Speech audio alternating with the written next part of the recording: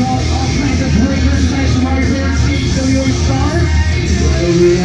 So we're gonna get things started.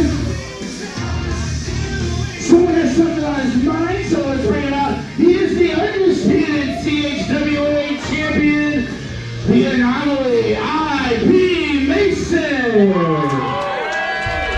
Well, welcome to tonight's show. I'm Patrick Brandmeier, flying solo for the evening. It sounds like we're going to kick things off by hearing from the undisputed CHWA champion, IP Mason. Never at a loss for words, as we've seen in recent months.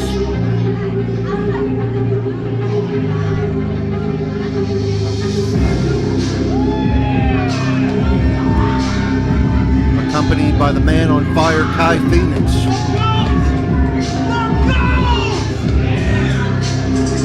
Can't doubt Phoenix's loyalty. He literally threw away the tag team titles a couple of months ago in order to maintain his allegiance to the champion.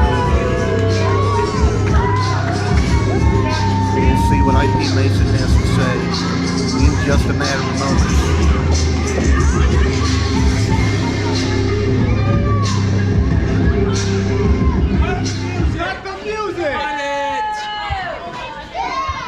You shouldn't have to say it twice. Learn how to do your job. How's everybody doing tonight, huh? How are we doing tonight? You doing great? Calm down. Calm down. I'm doing real great tonight. Ooh, it's no show, no shot. Oh, Jalen Strong. Where's he at? I don't see him. I don't see him. You don't see nothing. I wish he could be here, but he seems a little tied up right now. What did you do? I see what you did there. I like it. I don't think we're going to see Jalen Strong tonight. I don't even know why they put him on that poster. He's not going to be here. Sorry, he's not going to be here. What? You shut up. We saw that on CHWA social media, the mysterious masked man abducting Jalen Strong. I'm not only here to announce that Jalen Strong will not be here, but I am here to announce that my guy, Kai, will be opening up the show. That's right. So come on, bring that little weirdo Killian out here and let Kai handle that. Well, that is our scheduled opening contest here. The man on fire, Kai Phoenix, going up against the arcane assassin, Killian Kayne.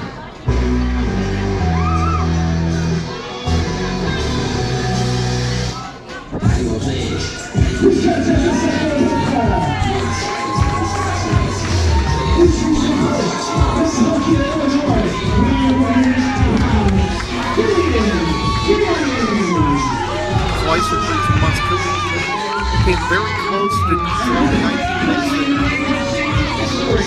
Weighing 215 pounds, the man on fire, Twice, Killian Kayne challenged IP Mason for the CHWA title. Came very close to winning both times. But Kai Phoenix knocking Killian Kayne off the apron to start things off. This bell hasn't even rung yet.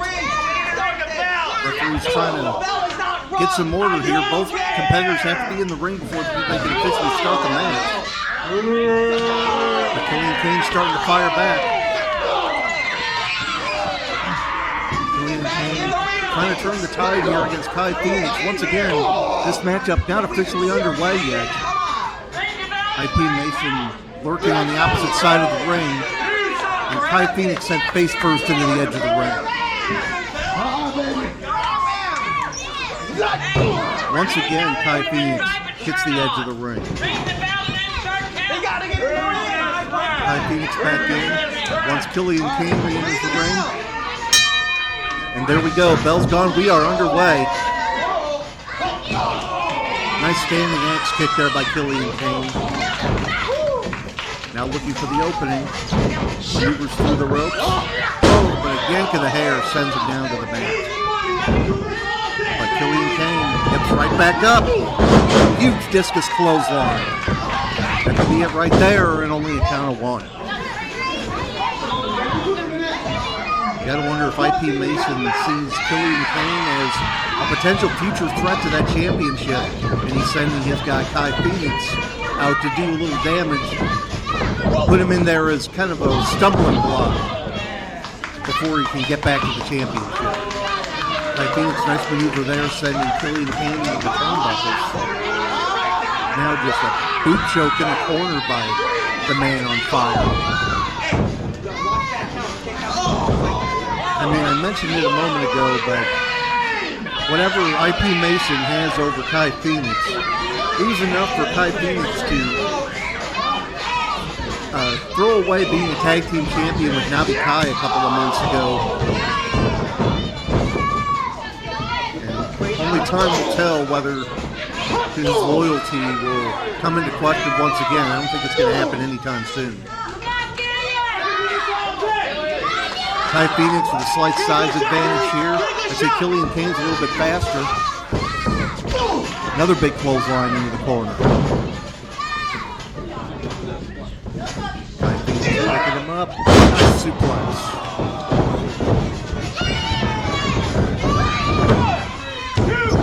Cover, only a count of 2.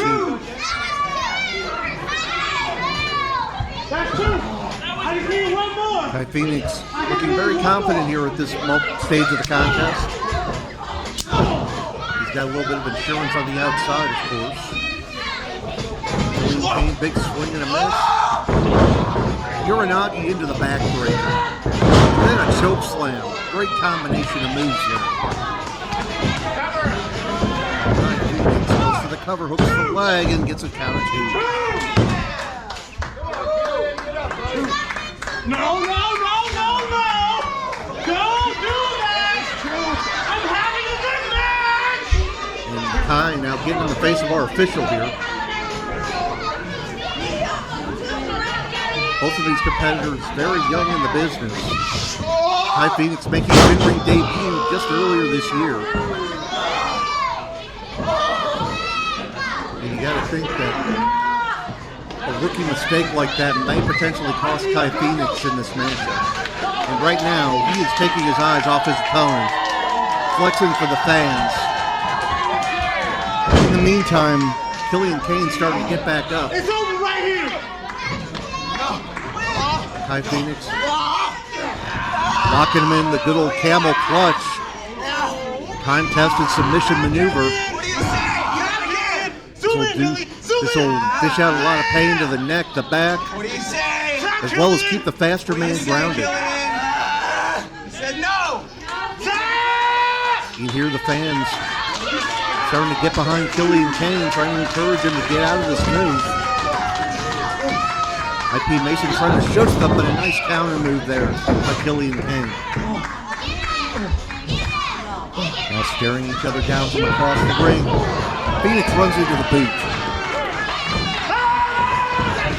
Big uppercut. Second turnbuckle on the inside. Wow, modified code breaker there off the second rope. Almost a Meteora.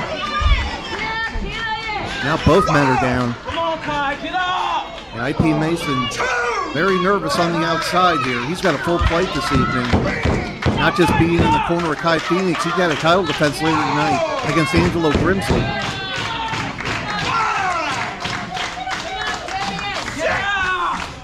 Both men slow to get up here. He's spending a lot of energy at this stage of the contest. Nice block and Killian Kayne firing back. Another big shot. Nice counter, kick ducked. Series of unique kicks there. Big D lift. Another discus clothesline and down goes Kai Phoenix. Kai Phoenix starting to put some moves together here. Another clothesline. Lining him up here now. Off the ropes. Big flying head scissors there by Killian Kayne. And Kai Phoenix rolling under the ropes. Smart move there. Can't get pinned in the ropes. And IP Mason quickly out to the side of Kai Phoenix. IP Mason's looking far out here. Trying to have a quick strategy session with Kai Phoenix. Killian Kayne following him out. They're brawling right in front of me here.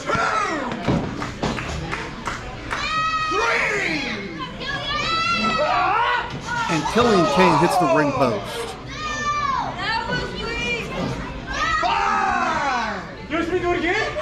And Kai Phoenix with that numbers game with IP Mason on the outside. It's tough to get a fair shake in a match like this anytime there's someone on the outside, especially someone like Mason who's more than willing to stick his nose into the match. And Killian Kayne firing up once again. You've got to keep the pressure on and keep this match in the ring so that IP Mason can't get involved again. And Kayne running uppercut in the corner. Off the ropes once again, big pump kick. Killian Kayne now perhaps looking to finish this one off. What's he looking for here? A corkscrew brainbuster, that could do it. 1, 2, no, almost had it. That was very close. Killian Kayne not paying attention to the referee, to his credit. He knows he's still got to put this guy away. What's he looking for here? A version of the octopus hold. You told me about this earlier. Call it the karambit. You hear Kai Phoenix screaming in pain. This is doing a lot of damage. Nice power display and backs him into the turnbuckles. Turns it into an air raid crash. What a great counter by Kai Phoenix. Looking for a ripcord. Into the Blue Thunder Bomb. That's the Raging Fire. Oh, only a count of 2.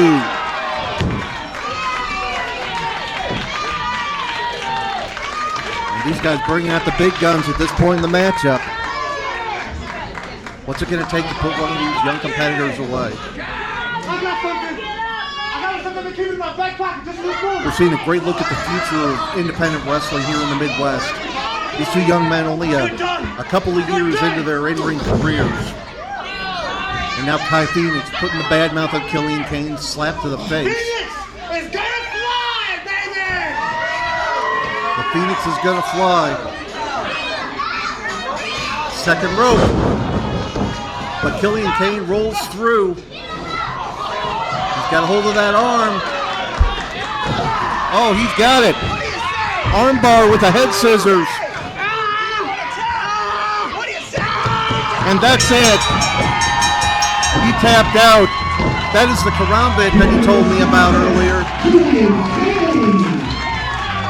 A new submission maneuver out of the arsenal of Killian Kayne. And he picks up a big win here in the opening contest of CHWA. No show, no shot.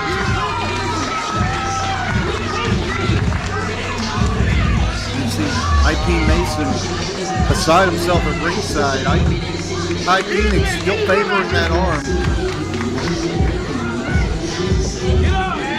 But Killian Kayne picking up the win here tonight in our opening contest.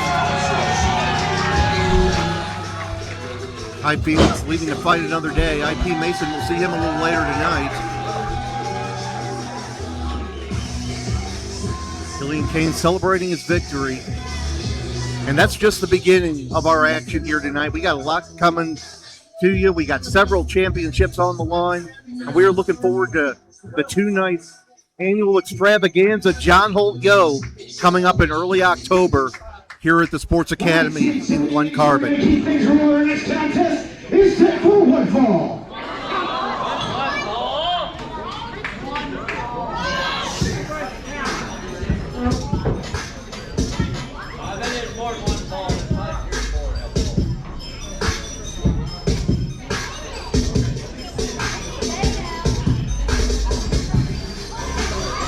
Marti on his way to the ring. From Montreal, Quebec, Canada, weighing in 165 pounds, the crowd pleaser, Karti. Well, they called him the crowd pleaser, but he's not looking like he wants to please the crowd here tonight. As he see if there's a bit of an attitude change for the young man. He may need all the help he can get here tonight, going up against a relative unknown here in the Midwest. Someone making a CHWA debut. We'll hear his introduction momentarily from Chris Rodell.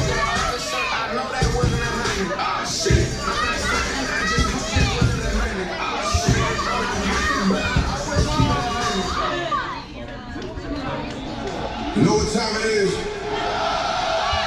No days off. No letting up. Ro-Zay! St. James! All day!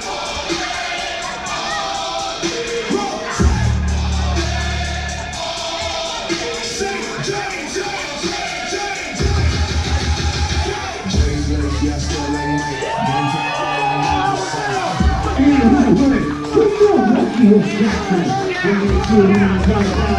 He is all day, Ro-Zay, St. James. We're looking forward to this one, seeing what Ro-Zay St. James has to offer. I'll tell you what, last several months, we've seen CHWA really become a place where wrestlers are coming to. They want to compete here, and this is just part of it. Ro-Zay St. James coming from Milwaukee, Wisconsin, making his Midwest debut here against Karti Marti.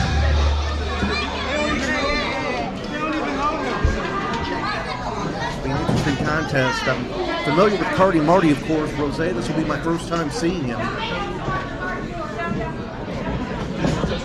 Ro-Zay definitely seemed to have the favor of the fans for his first appearance.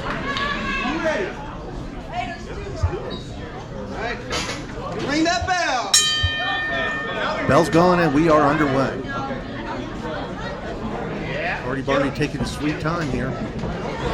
It'll be interesting to see how this one plays out. I mean, for the longest time I've been used to seeing Karti Marti smiling, happy to be here, showing off his agility, the high-flying maneuvers, fast-paced action. We're seeing a very different Karti Marti here. Ro-Zay St. James just taking it in stride, like, I'll wait. Do what you got to do.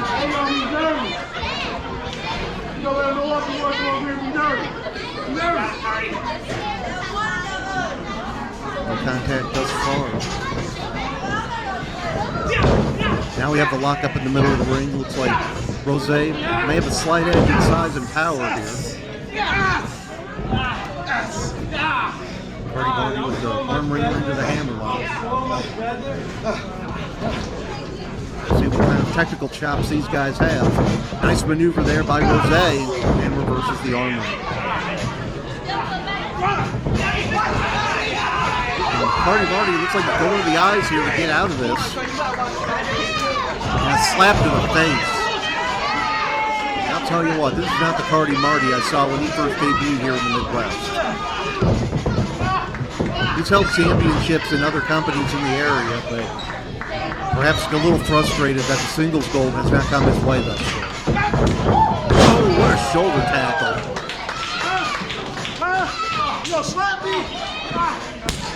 Oh, you could hear that chop all throughout the building.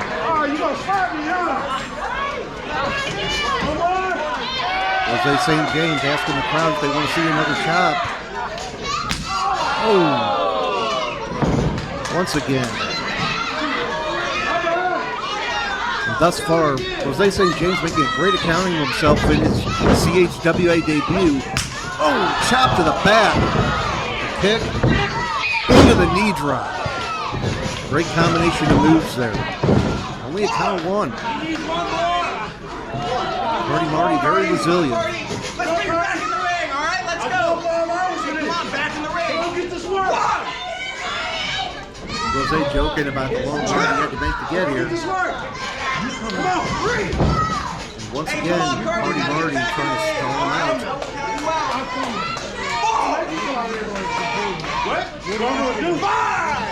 Oh, and now some words exchange. Ro-Zay chasing him around the ring.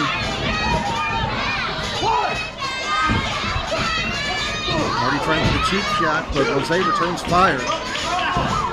Shoulder in the midsection.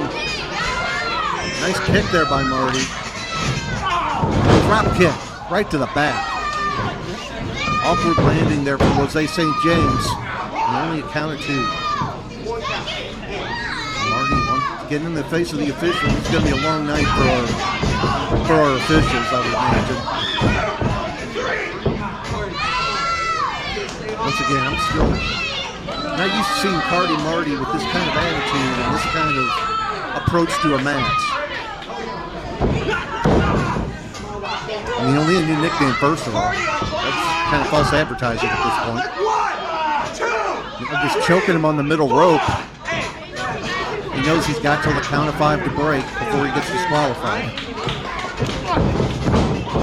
But just a little bit of the power advantage that Ro-Zay has there. Shoving him halfway across the ring with one shove. Marti off the ropes, sliding flatline.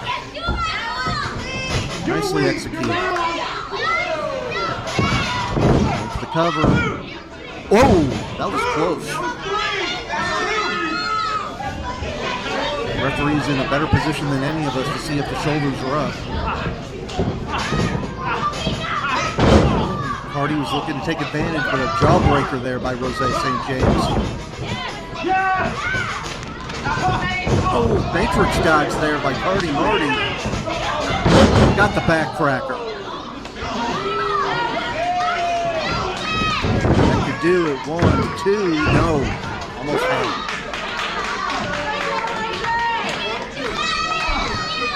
I'll tell you what, Ro-Zay St. James has impressed me thus far, particularly with his resilience. Karti Marti's been bringing out the big guns. Off comes the bandana.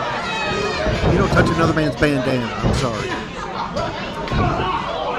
And Ro-Zay fires off that back elbow.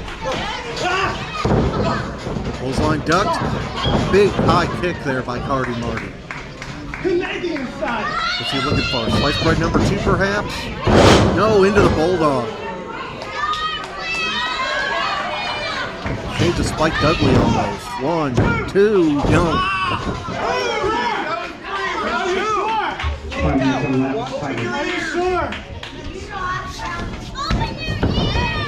Karti Marti showing a little bit of frustration. I don't know what to do.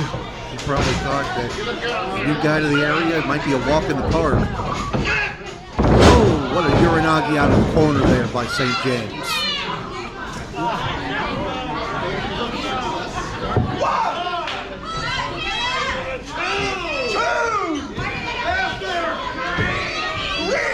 Both men are down right now, both slow to get up. Looks like Ro-Zay's in slightly better shape than Karti Marti at this point. Big clothesline. And another one. Ro-Zay overpowering Karti Marti. Up the dodge. Drop kick finds the mark. 1, 2, and the count of 2. This is a tough one to call. I mean, coming in, like, I knew Karti Marti, I know what he's capable of, but Ro-Zay is a bit of question mark because, like I said, I'm not familiar with him thus far. See if he can make a strong first impression here in the Midwest. And he just made an impression with that corner clothesline. Gut wrench, nice gut wrench suplex, and just floats over, and he's maintaining that hold. Another gut wrench. Could be looking for the trifecta. People like to do these in 3s, but Marti just stomping on the foot to get out of it. And another slap to the face. If they hurt him, that may wake him up. Marti off the ropes. Oh, what a spine buster. That could do it right there. 1, 2, oh, almost had it.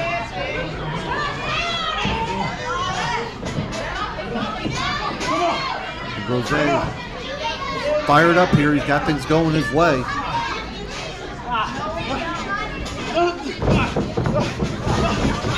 Got out of that one. Marti rolls him up. Oh, he got him. Got that roll-up pin out of nowhere.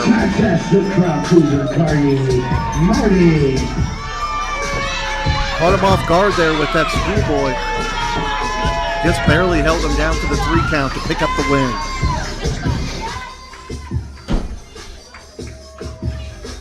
Nice maneuver there. Karti Marti picking up the win. But Ro-Zay St. James, very impressive outing. I don't think we've seen the last of him here in CHWA.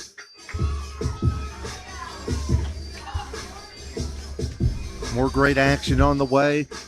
We'll see IP Mason, who we saw a little bit earlier. We'll see the tag team champions later in singles competition. Johnathon Zulu will be in singles competition.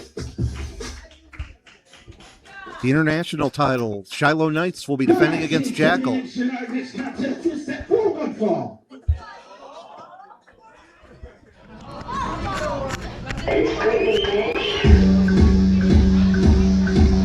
Here comes a guy who I honestly wish I could see a little bit less of. I got a lot of history with this guy.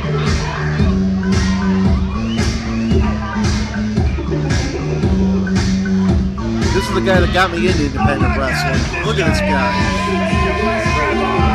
What the hell did he do to his hair? Are you kidding me?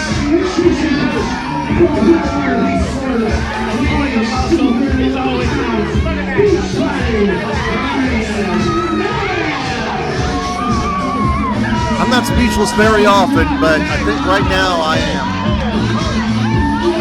You gotta be kidding me.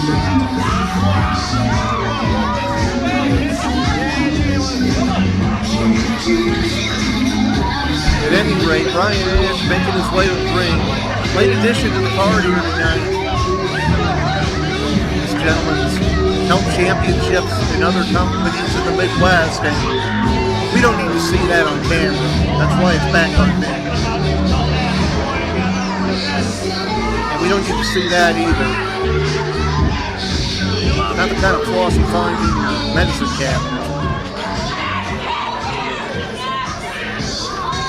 Hadley, our newest official, will be in charge of this contest. Thank you. Oh yeah, Ryan Ash. A lot of history in this area. Massive experience edge. But he's going up against Marquis Harris.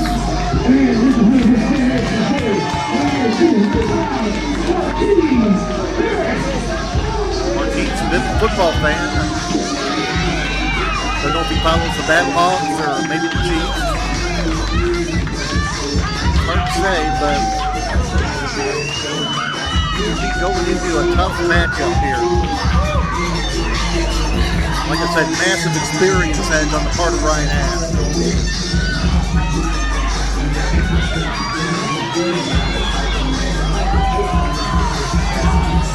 He knows how to spin a football, I'll tell you that. You've seen this young man, Marquis Harris, off and on in the past couple of years. Briefly tag team partners with Xavier Duvall. That team, unfortunately, no longer together. Both now playing their trade in singles competition. And a win over someone with the resume of Ryan Ash will go a long way, pushing Marquis Harris into title contention. To that little kid, too weird. And on the other side of the coin, Ryan Ash could be looking to add to his already extensive resume with a win here. Potentially catapult himself into title contention. Well, we see a bit of a pose down there on the part of Ryan Ash. And Ash apparently wasn't a receiver in high school playing football. That went through the uprights, straight through the entranceway. Marquis, I guess he's got to go back and get his football. That may have rolled all the way to Glen Carbon. We're going to try this again.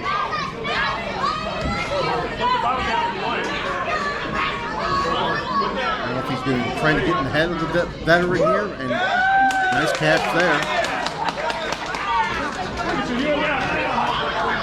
Sports are never my forte. Okay, once again, hopefully once this video is released, we can put a censor bar over that. I don't know. Has the bell even rung yet? Do all of you know about football? This is how we're supposed to do it. Right here. Oh, I get it. Football. Yeah. There we go. Finally, we have a bell. Ash spraying Marquis Harris in the face with that spray bottle. Hopefully that's just water. Whipped hard into the corner. Landed on the ring apron there. Ash very agile for his size. And snaps the foot off the top rope. When I first saw Ryan Ash here in the Midwest, he was more of a high flyer. Nowadays, I guess you'd call him more of a body guy. That's my line. At least that's what he'd tell me to say. And that could go without description right there. Still, I can't believe what he... Once again, I'm kind of at a loss for words as to the look that Ryan Ash is sporting this evening. Oh, what a tackle there by Marquis Harris. Ash thought he was getting in the young man's head, but Marquis Harris showing some football tackles there to knock Ryan Ash down. Up on the shoulders, I don't know what's too far here. Ash gets out of it. Looking for the unpretty flying shoulder block, takes down Marquis Harris. Back when Ash was a rock and roller, he called that the Van Halenator. I don't know what he calls it now. I don't know if it would be safe for television. Marquis following him out here, but Ash has that spray bottle again. Marquis better watch out for that.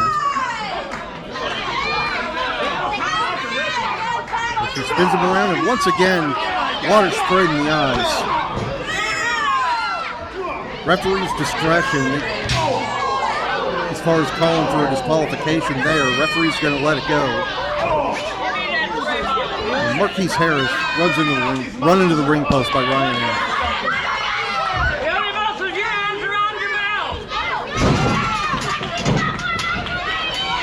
And now we're getting things back into the ring. Finally.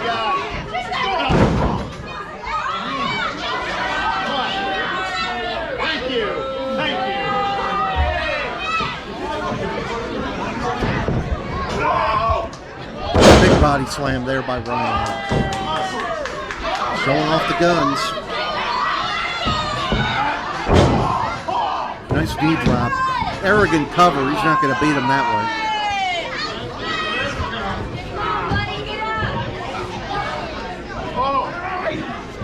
What's he looking for here? I've seen variations of that move recently on television. Once, and I'm not quite sure what he calls it.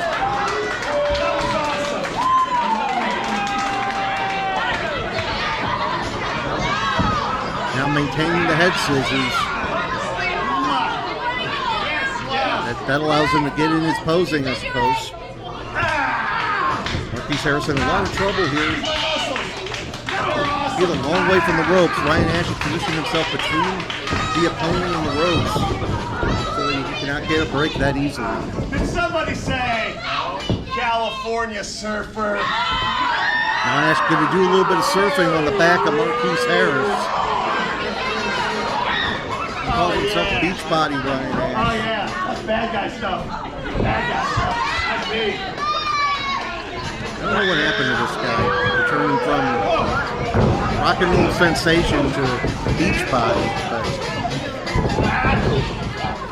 it must have been something pretty drastic. Big atomic drop there on the part of Marquis Harris. Up on the shoulders once again. What's he looking for? Death Valley driver. Go for a cover. 1, 2. No, not quite.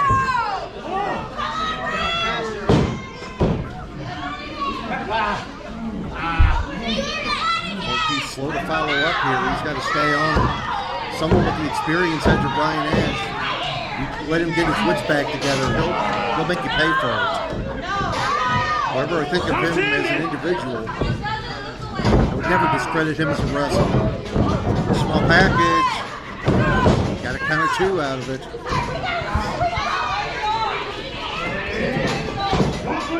He's looking for a suplex perhaps. That floats out the back. Getting the untrickier. He got it. That could do it right there. unable to follow up for the cover.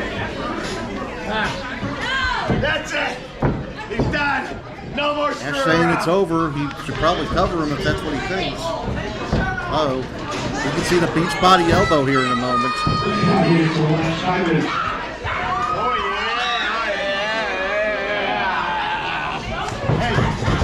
The most contrived elbow drop in sports entertainment. That covers a lot of ground.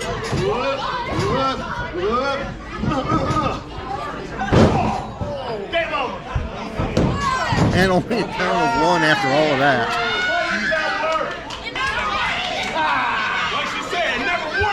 He's no Dwayne Johnson. I'm sorry.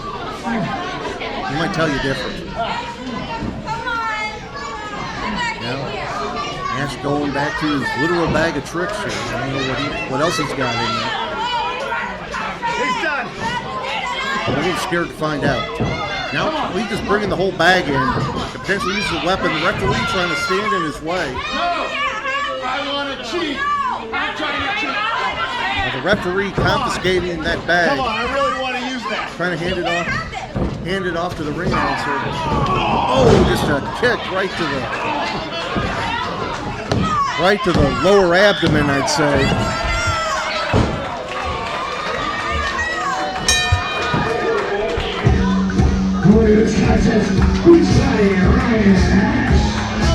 Not the lower abdomen. That was right in the old universal weak point. And after that, the cover was academic. Brian Ash picking up the win in underhanded fashion over Marquis Harris here tonight.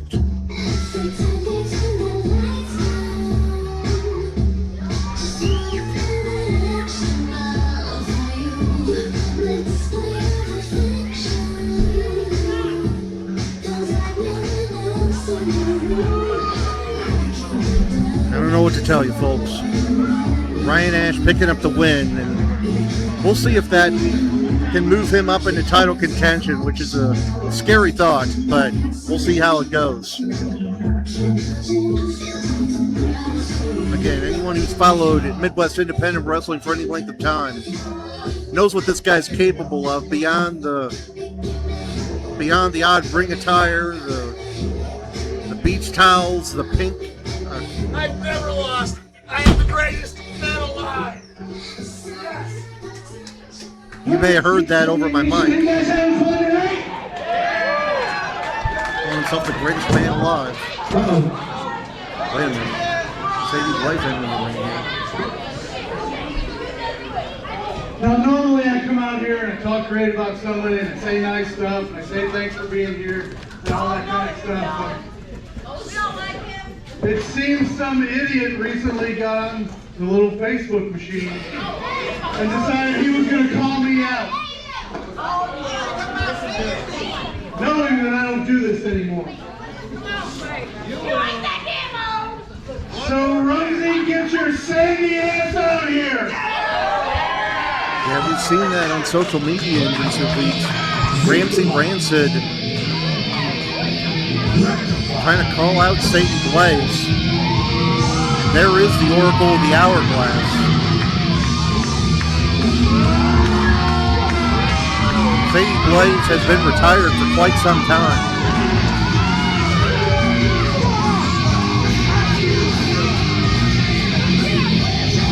But his in-ring resume speaks for itself. And I don't know if he's the type of guy anyone would want to mess with, least of all Ramsey.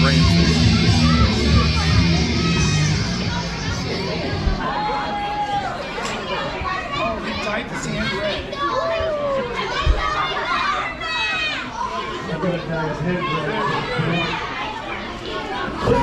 Listen.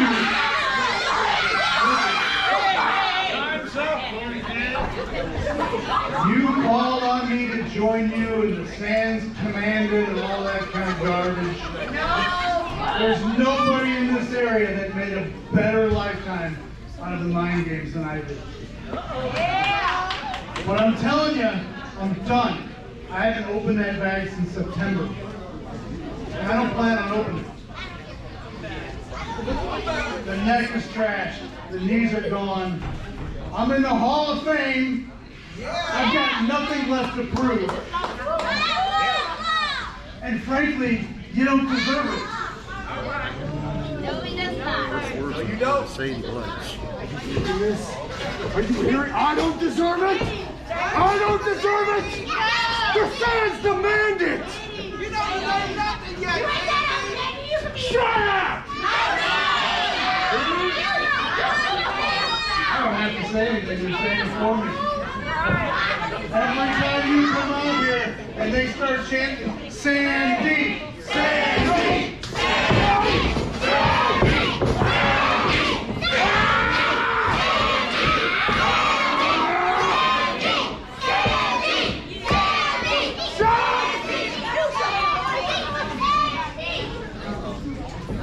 What's in the box? Got a case with it. Kazi mask.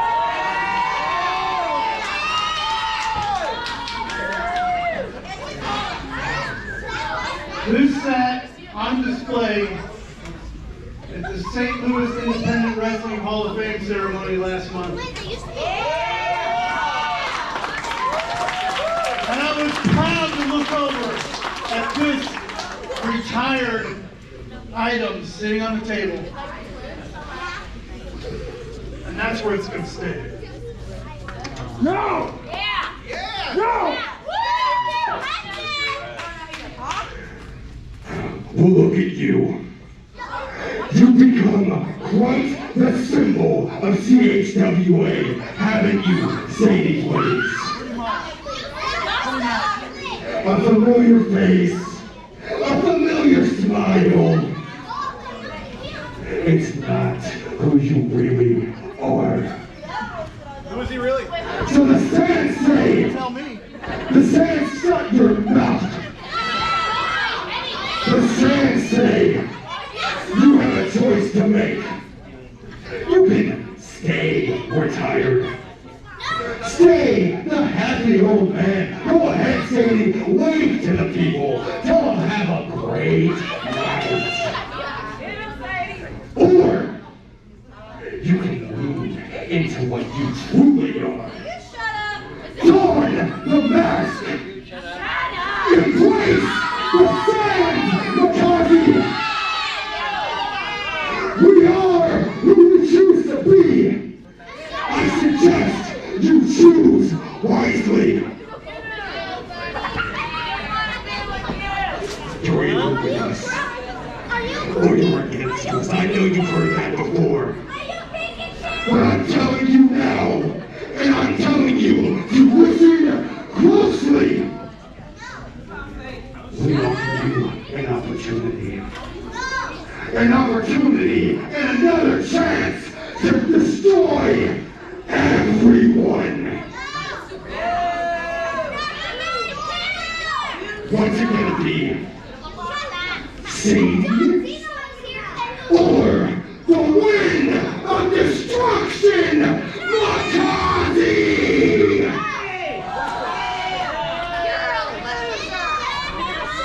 Choose. Speaks for itself. I think he has anything to prove.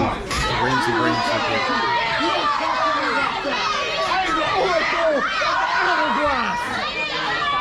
You just saw it. You're all going to learn very quickly. It's time to open your eyes. The Sands have spoken. Only he can hear the Sands. I don't know what to tell you, folks. Sadie's still carrying that mask. I remind you, we are who we choose to be. Choose.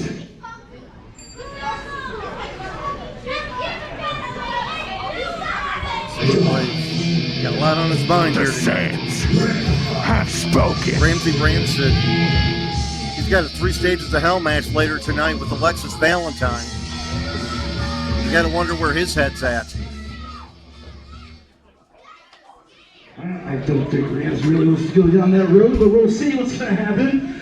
All right, let's contest this at 4-1 fall.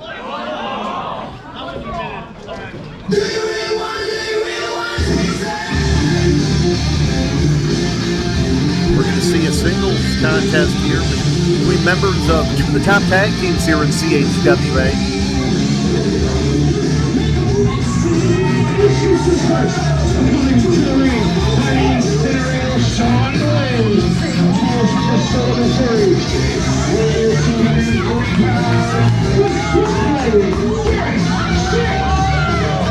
Switchblade Garrett Shanks making his way to the ring, accompanied by his tag team partner, the incinerator John Plays. Garrett Shanks will be taking on one half of our current reigning CHWA Tag Team Champions, Johnathon Zulu, will be accompanied by Angelo.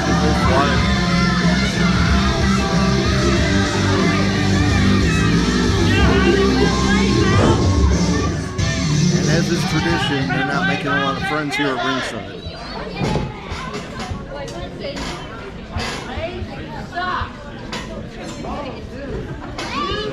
Earlier this year, Switchblades upsetting the Revolution to capture those tag team championships.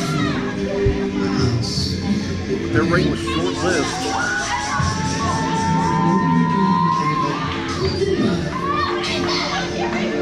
Now the current tag team champions are going to be making their way out here momentarily. CHWA! Get on your feet! It's the boy! The Black Panther! Uncle Zulu!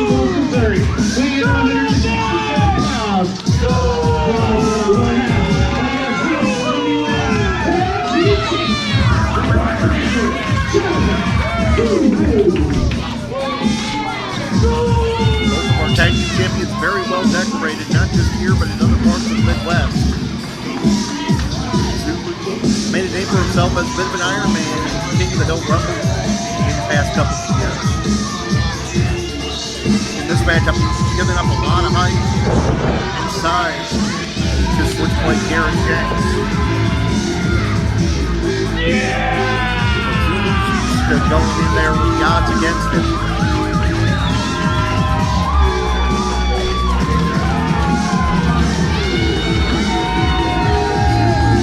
Got the fans behind him. One half of the CHWA Tag Team Champions, that's noted. Once again, we got both tag team partners on the outside. Hopefully, the presence of Andrew Wilder can somewhat neutralize the presence of Sean Blaze on the other side. You ready? You ready? Ring that bell! Bell's gone, and you got to think that if Garrett Shanks can pick up a win here, that would put Switchblades right back in title contention. And Zulu took his eyes off his opponent and he paid for it. You cannot lose your focus when you're in there with Garrett Shanks or Sean Blaze. They will take advantage of that in a hurry. Shanks makes him up into the side slam.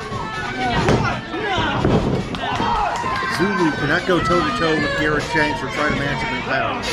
He's got to stick and move, got to try to take him off his feet. Just my outside perspective as someone who admittedly has not been in those ropes as a competitor. I do my best here, folks. That's why I usually have someone else up here with me for that perspective. What a boot there by Garrett Shanks. Come on. Just a double axe to the back by Garrett Shanks. Not a whole lot fancy here. Garrett Shanks will just overpower you. Now into the bear hug. When you've got that kind of size advantage over your opponent, you can manhandle them with a move like this. Take the air out of them, wear them down. You can't breathe, you can't fight. And Zulu with just a series of headbutts to get out of it. Nice drop toe hold, send him into the middle turnbuckle. Zulu perhaps has an opening to come back here. Now he's starting to stick and move a little bit. Zulu off the rope, shoulder tackle, takes the bigger guy down. Now Zulu's firing up here on the switchblade. Off the rope. Big clothesline, and down goes Garrett Shanks. Once again, and Zulu is starting to get momentum in his favor. Kick to the midsection, looking for a suplex perhaps. He connects. Quickly going for the cover. Not even a 2 count there. It's okay.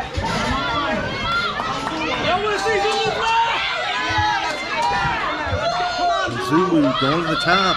Could be looking to finish this one early. Shanks slow to get to his feet. Zulu drop kick off the top. I don't know if he got all of it that he wanted, but it counted 2 regardless. Dang it. Come on. Don't get frustrated. You got him right where you want him.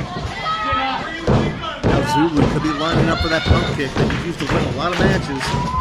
But Sean Blaze grabbing the foot from the outside. Shanks hits him from behind. Oh, and Blaze takes out Wilder on the other side. Zulu in a lot of trouble here. Now, Sean Blaze putting the boots to Andrew Wilder on the outside. This is basically turned into an impromptu 2-on-2 match. Shanks distracting the official while Blaze chokes Zulu over the middle rope. Wilder coming back after him. And Wilder trying to neutralize Sean Blaze here. Shanks going for another cover, could not quite get him. This whole situation's broken down in a hurry here. We're not even 5 minutes into this contest. And we got the guys on the outside fighting, and we got the guys on the inside fighting. Wilder hits the ring post hard. Shanks with a reverse chin lock. Once again, trying to slow down. Younger, faster, smaller Johnathon Zulu. He just used his power to throw him down to the mat. Wilder's still trying to pick himself up on the other side of the ring. The numbers game in the favor of the former tag champs here.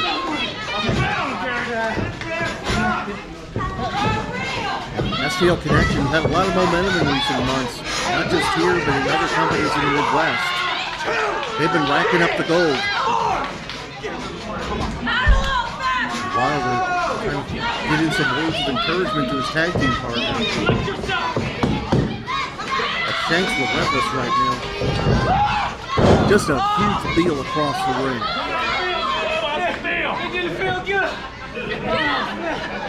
Right now, everything seems to be in the favor of Switchblades. Pulling the arms around the ropes. If Shanks can get the win here by hook or by crook, you gotta think they'll be getting a tag title shot in the near future, maybe even at John Holt, yo. Suplex executed by Garrett Shanks. Shanks has been taking his time here. Trying to slow the pace down. Wilder, a little worse for wear on the outside, but trying to rally the fans behind Johnathon Zulu, the Black Panther. Now just clubbing forearms. And Zulu's starting to fire back with some chops. Knee to the midsection. Famouser finds the mark. Zulu's trying to put a couple moves together. What a spear! Just exploded out of that corner. 1-2. Almost had him.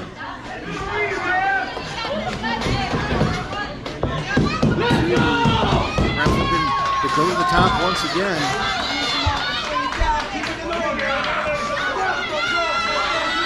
He could be looking for his frog splash here. Oh, he got him across the back. Looked like he had a rough landing there. Hard to tell who got the worst of that one. Shanks still a little bit worse for wear here.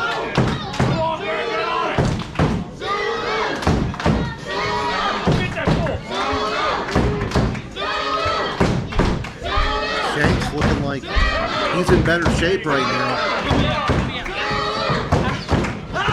Now just throwing Zulu to the floor right at the feet of the incinerator.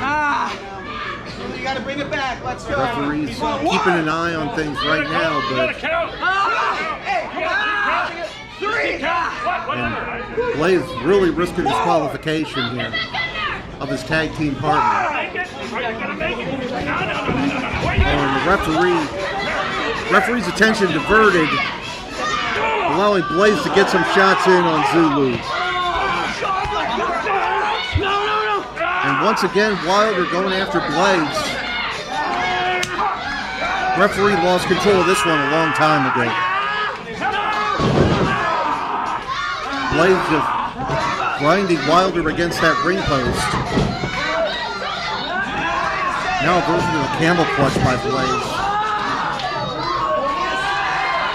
Switchblade has been running roughshod over the tag team champions for most of this matchup. Zulu could be out here. Zulu's undergoing a lot of punishment from not only Garrett Shanks, but Sean Blaze also. Back to the ropes, Shanks picks him up. Into a swinging Uranagi. That could do it. 1, 2, no! Zulu hanging in there. He'll become a King of the Hill Rumble Iron Man by not being resilient. And now Blaze getting in the face of the official. Referee showing far more patience than I would in this situation, I'll tell you that. With the Superman punch off the second rope. Nice counter maneuver there, and now both men are down.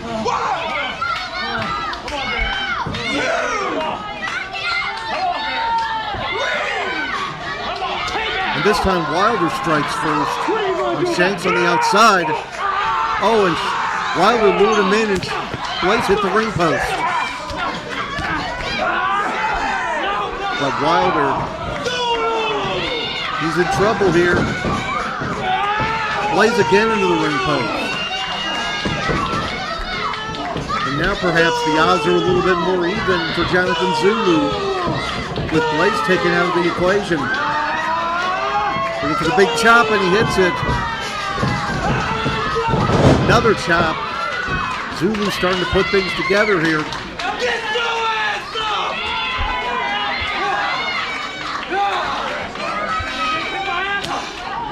And once again, Wilder and Blaze fighting on the outside. This has been a glorified tornado tag match. Zulu, could he get him up? Got him with the rock bottom. Only a count of 2. 10 minutes elapsed, 10 minutes. We're at the 10-minute mark. This has been out of control from the beginning. Zulu now looking for the pump kick once again. Shanks able to block it by, well, that was a low blow, I'm sorry. And a low blow by Blaze on Wilder on the outside.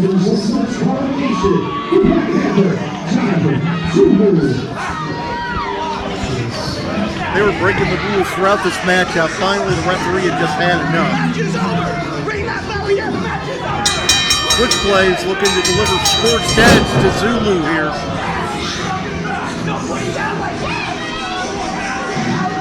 Zulu taking a beating inside the ring. Wilder still out of it on the floor. They may not have won this matchup, but they're making a statement that they want to be next up for the tag champs. Now Wilder could be getting the scorched edge of his own. And once again, Switchblade sending a message to the STL Connection. They want to be the next champs. I don't blame the referee for just getting the hell out of Dodge at this point. Don't blame him one bit. Right now, Switchblade's holding the ring. Wilder and Zulu collecting themselves on the outside. Zulu may have won this match by disqualification, but he and Wilder are not looking like winners right now.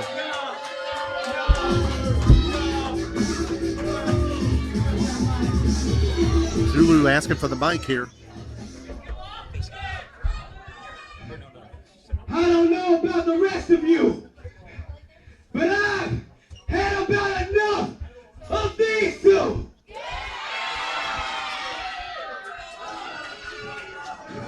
You come out here last month, you attacked us from behind. I'm kicking your ass this month, so you decide to hit me in a low blow. And then, that wasn't enough for you. You still want to attack us from behind after the match.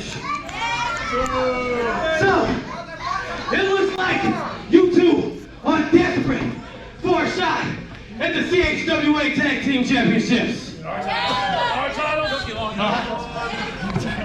Well, brother, we gotta make this decision together. Do you think we should give them what they're asking for? I absolutely think that we should give these two bozos what they're looking for. But it's not gonna be any regular match. No. Maybe it should be an STL street fight.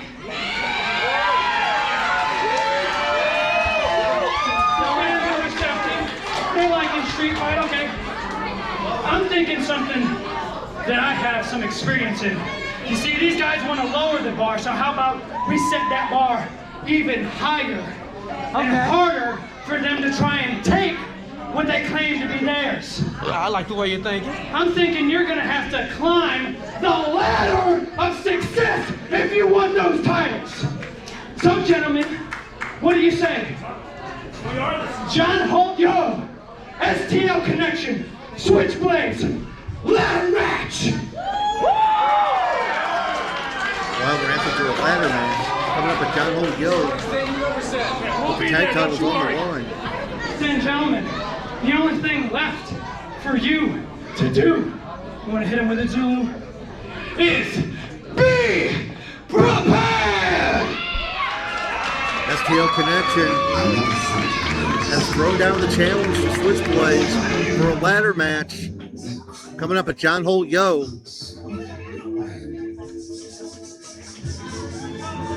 We'll keep you up to speed on all that's going to happen with John Holt, yo, in the upcoming weeks and months. That's the first weekend of October, Friday and Saturday.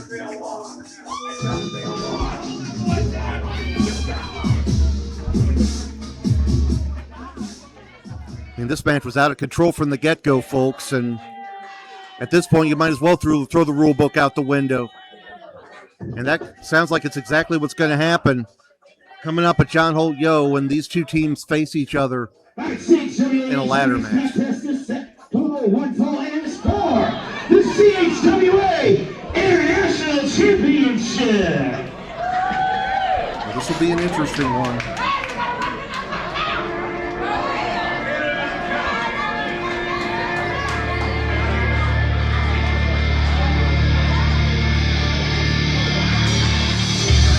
You're looking at a guy with a massive experience edge. I said it about Ryan Ash earlier. This is the first challenger from South St. Louis, Missouri, weighing 157 pounds, Jackal. I've been watching this man's career for the better part of 20 years. Very agile, very tough. The epitome of don't let his size fool you. This guy knows how to win by hook or by crook. Tonight looking to add more gold to that resume. Going up against the international champion Shylo Knights.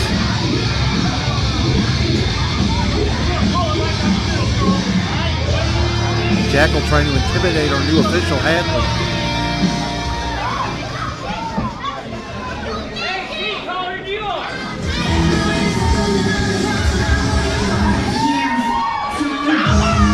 There she is.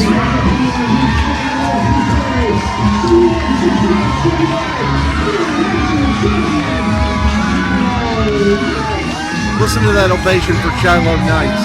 In just a short period of time, as a professional wrestler, she has captured the hearts of fans all over the Midwest.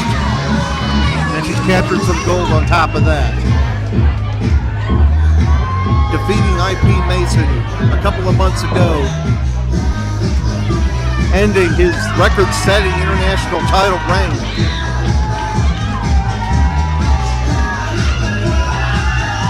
But Jackal is going to be a tough test for her to hang on to that gold.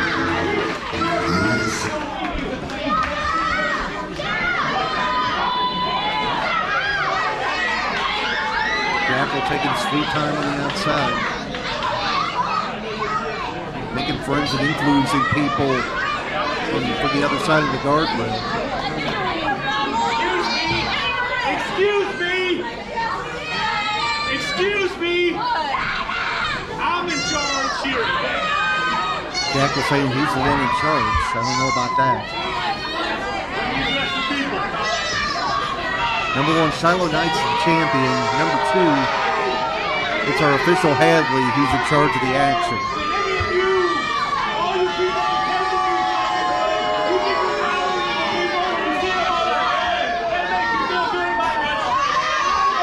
And Jackal, no shortage of words for these fans. I remember a time when he didn't talk that much. I kind of miss that.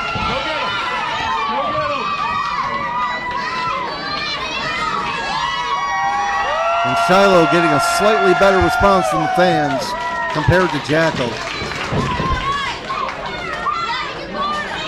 We should probably get some new gear. The Arc City Mercenaries haven't been a thing in a while. You gotta check her what you got on for, like furry boot things. With all due respect to Tony and Steve and Jimmy LaFleur enjoying their own retirements. Do you even have the strength in your hand to count to 3? International title on the line here tonight. And Jackal, not the superstitious type. They tell you, don't touch the gold before you've won it. We'll see if that jinxes Jackal here tonight.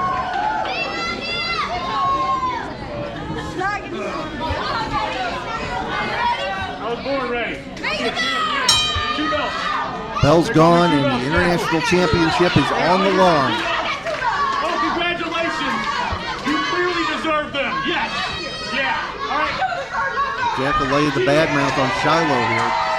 And once again, turning his attention to the fans at ringside.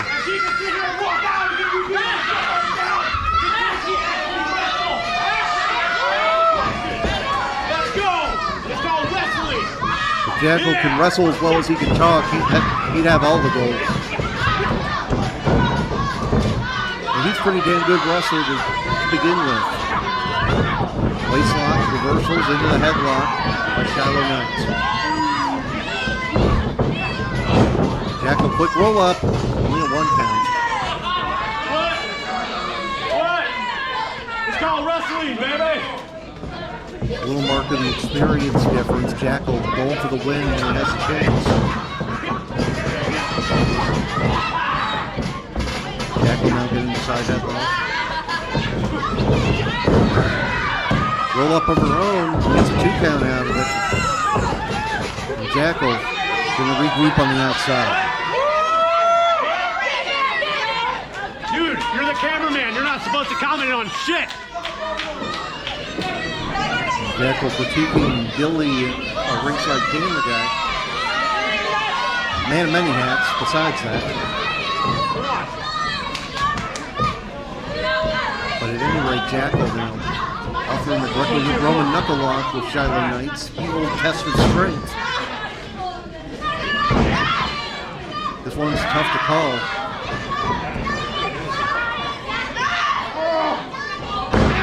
Shylo gets the advantage here. Jackal goes quickly over to the ropes to get out of it. Oh, what a slap to the face. Jackal once again turning his back on his opponent. I don't know if that's a good idea. Kick to the midsection into a face buster. Shylo, big spinning kick. Got the momentum going in her favor. 1, 2. Oh, almost had him. This will be a big win for Shylo Knights if she can hang on to the goal here tonight. But Jackal, just disrespectful slaps to the face. Now wrapping that arm around the top rope. You've heard it said many times, those are both steel cables and ropes. Those can do a lot of damage if you're not careful.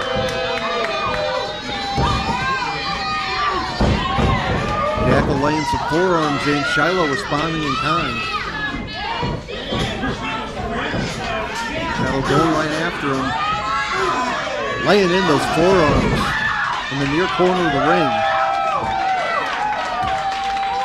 Shylo lining him up into a cannonball. Shylo's got to get him out to the middle of the ring. Pulls him out, going for the cover. 1, 2, and a count of 2. But Jackal just grabbing a handful of hair and choking her on the ropes.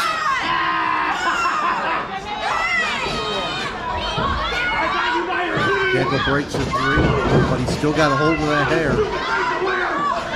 I said it before, Jackal, all kinds of experience. He knows what he can and can't get away with. But of course, it's a championship match. He can only win by pinfall or submission if he wants to win that championship. Shylo's starting to fire back. Trying to go punch for punch with Jackal here. You think you're tough? Jackal daring her to go to the ropes. What do you got? Huge shoulder tackle, and down goes Jackal. Another shoulder tackle. Shylo now yelling at Jackal to get up. Looking for a belly-to-back suplex, and she hits it. Jackal could be in trouble here. And a count of 2.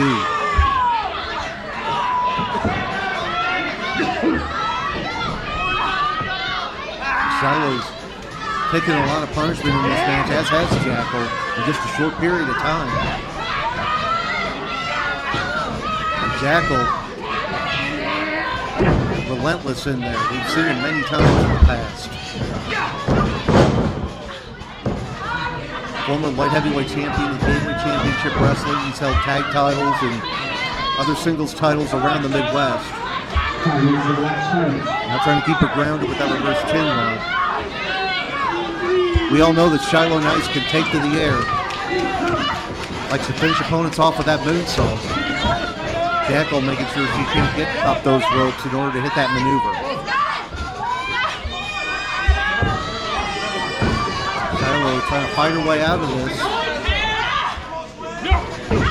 But Jackal just raining down the right hands. Jackal leaving that tumbling DDT, and he got it.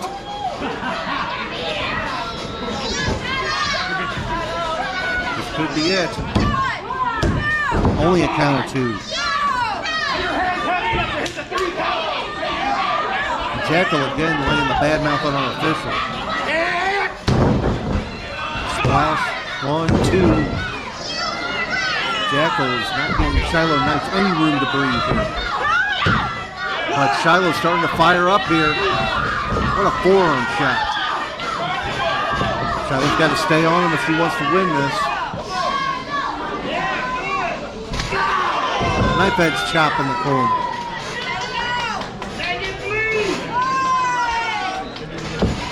Shylo trying to keep the pressure on. Says he needs the turnbuckles. Big splash in the corner.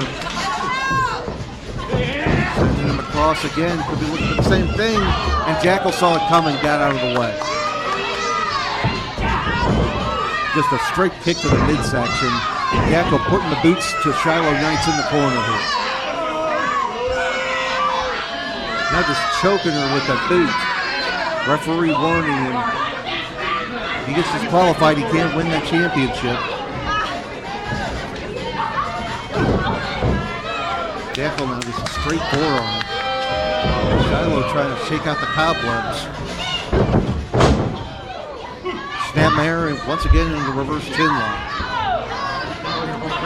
Jackal likes to use a variation of an unprettier called the kill switch number 2.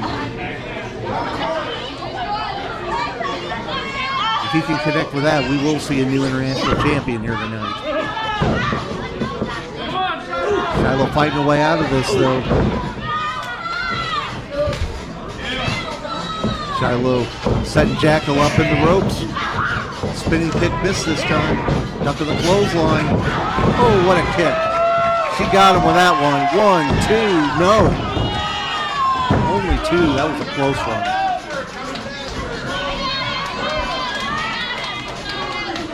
Shylo's got things going her way. She's got to keep the pressure on. But Jackal going to the eyes. Referee putting the count on. That was very nearly a DQ. Breaking just before 5 in the corner.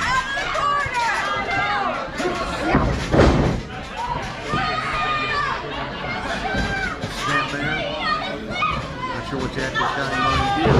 Just hammer in the back of the head. Looking for that tumbling DDT again, perhaps. He got it. Turning her over. 1, 2, no. Only a count of 2.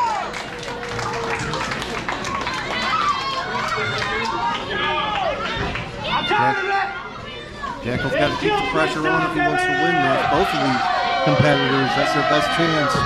Now we're seeing the setup for that kill switch number 2. But Shylo powers out of it. Kick to the midsection. Big body slam. Shylo's got to follow up here. Cover. And a count of 2.5.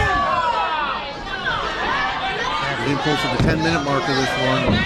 Shylo's got things going her way, but she's got to find a way to close the deal. And give Jackal an inch, she'll take a yard. Nice snap suplex. Shylo a little slow to follow up here, but she could be putting him in that position for that moonsault now.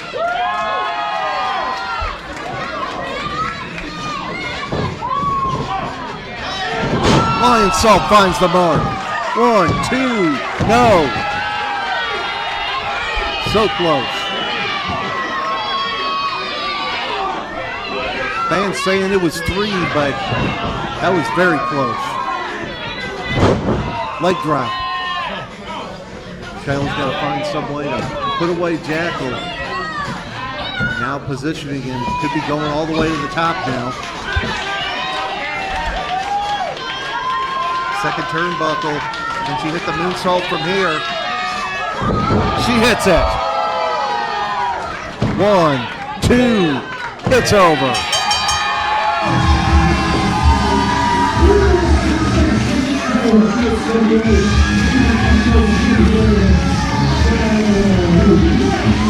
That was an impressive victory for Shylo Knight. He withstood all kinds of punishment from Jackal. Made it through the other side. Still the international champion.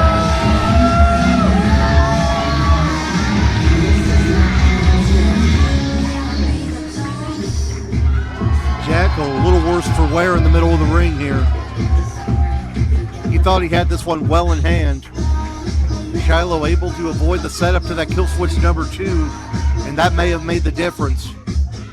Once Shylo took to the air, it was downhill for Jackal.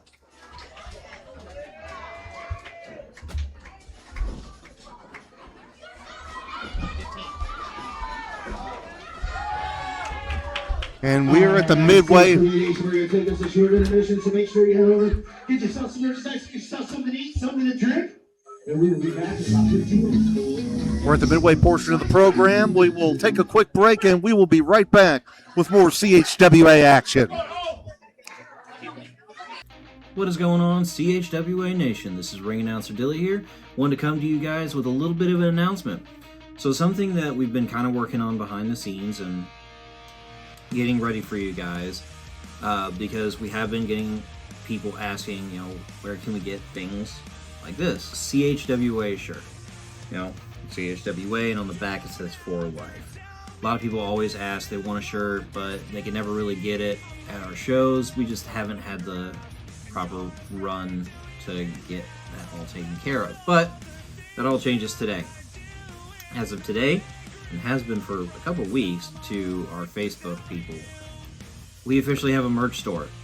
CHWA has a merch store, and you can get stickers, t-shirts, and a few other items, all on it in different colors depending on what you're looking for. And if you can't find the color that you want, make sure that you comment down below in the video or what have you.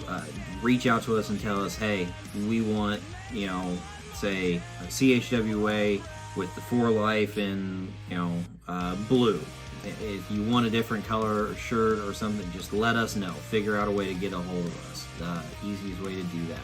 If you go to chwashop.com, I'm going to put the link in the description down below so you guys can have an instant link.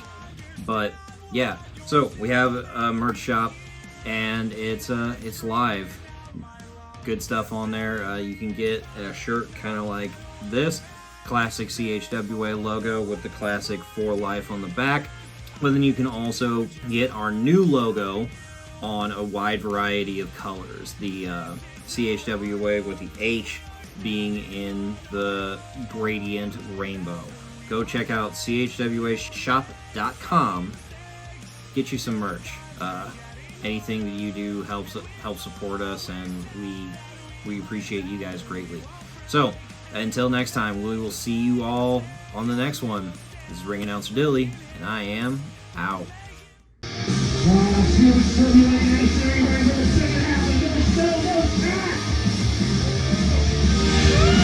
Oh, come on, you can ready for that. Are you ready for the second half? No shit, no shit. That's right.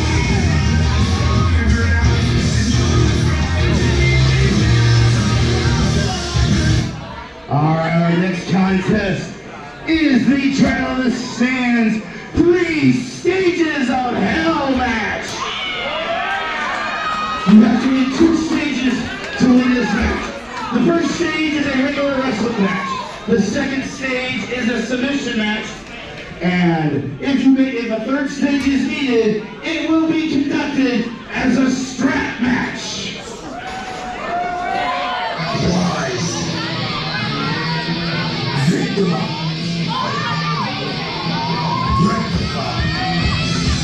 Well, here we go. The Trial of the Sands. Alexis Valentine was able to get past Waylon Phoenix and Alistair Crow.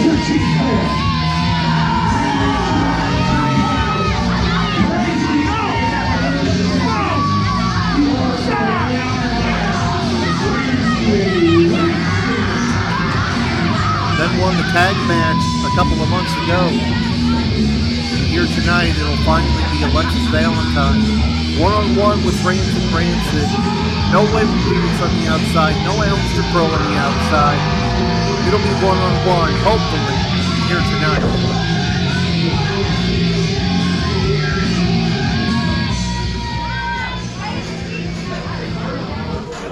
Rancid already had a confrontation with our general manager, Sadie.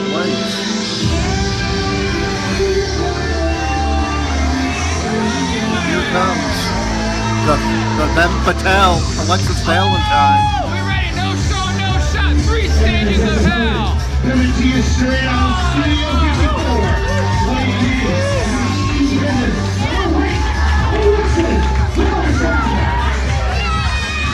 We've seen a lot of Alexis Valentine in recent months. He tended to deal with some tough customers, but he has come out on top. But here tonight, he's finally getting Rancid one-on-one. He came prepared. He's got that leather strap with him.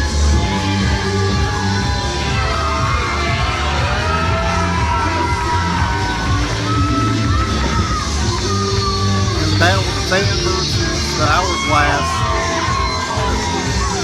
The Fan, I think, may have the advantage.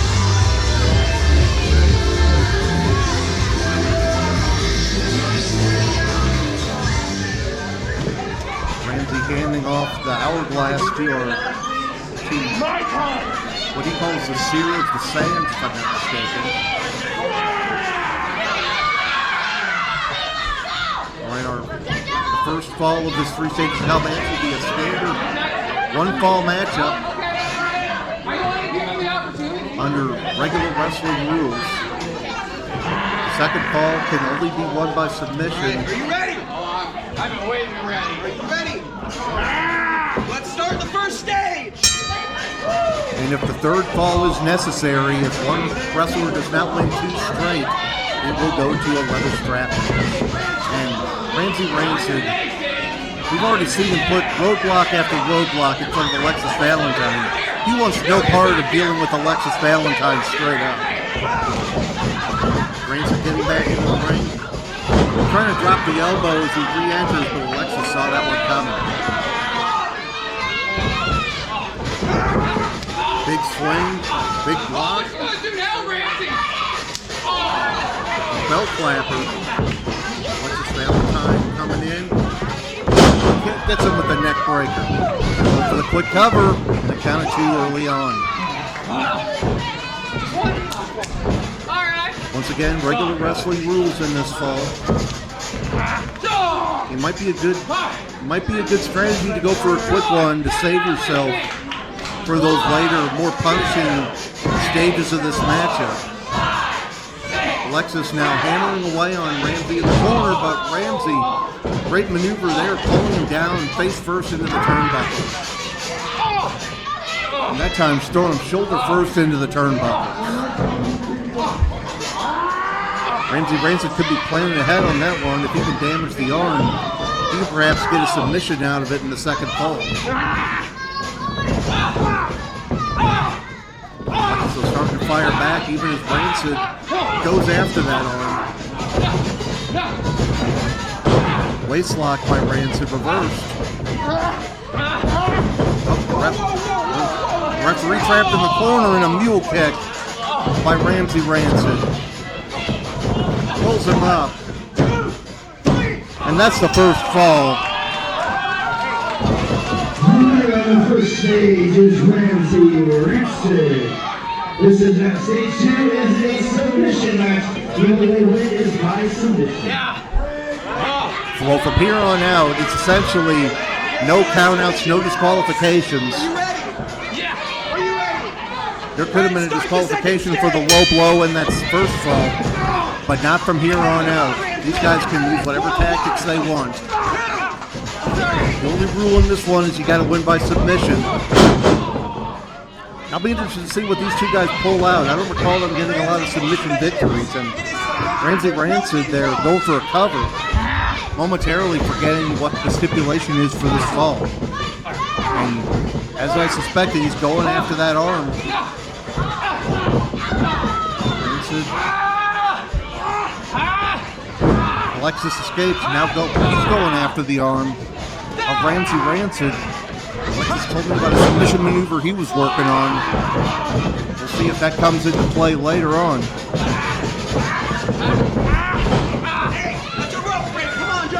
And there may be no DQs in this match, but you still got to break on the ropes. You cannot get a submission in the ropes. And Rancid to the eyes again. Both of these guys with a similar strategy in this matchup.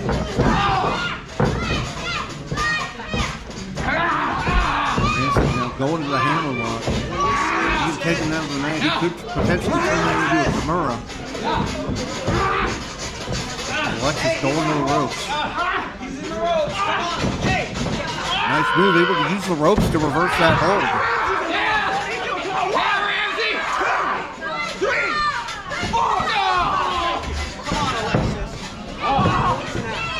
And Alexis Valentine is behind 1 fall right now. He has got to win this one. Well, getting through the war armbar. What do you say, Ramsey? This could be the submission in this second stage. Rancid is a long, long way from those ropes, too.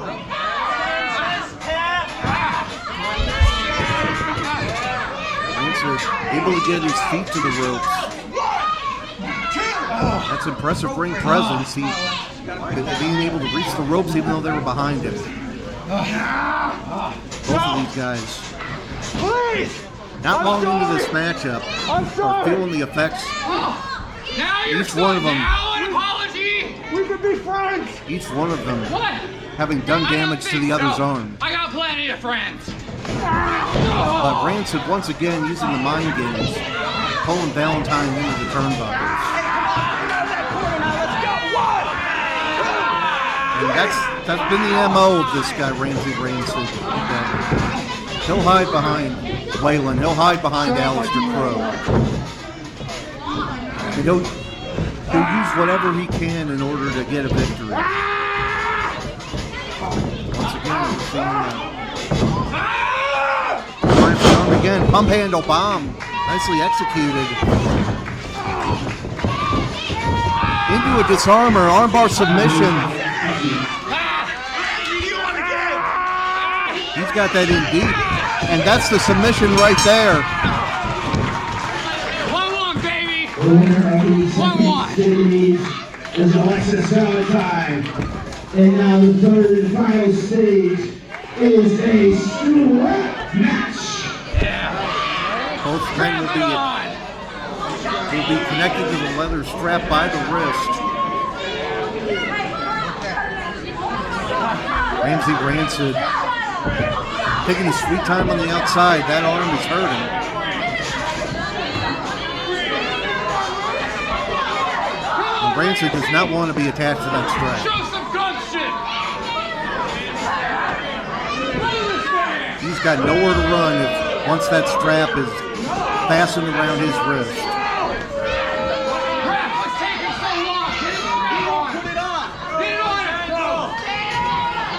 And we technically can't start the third fall until the strap is around each man's wrist. And Rancid attacks from behind. Back to your corner. Come on. You need to stop. Give me that. This is ridiculous. That's one of the perils of a strap match. You get him crossed up around those ropes, you can put yourself in a tough situation. Now just choking Valentine out with a leather strap at ringside. Ramsey, let's bring it back. Okay.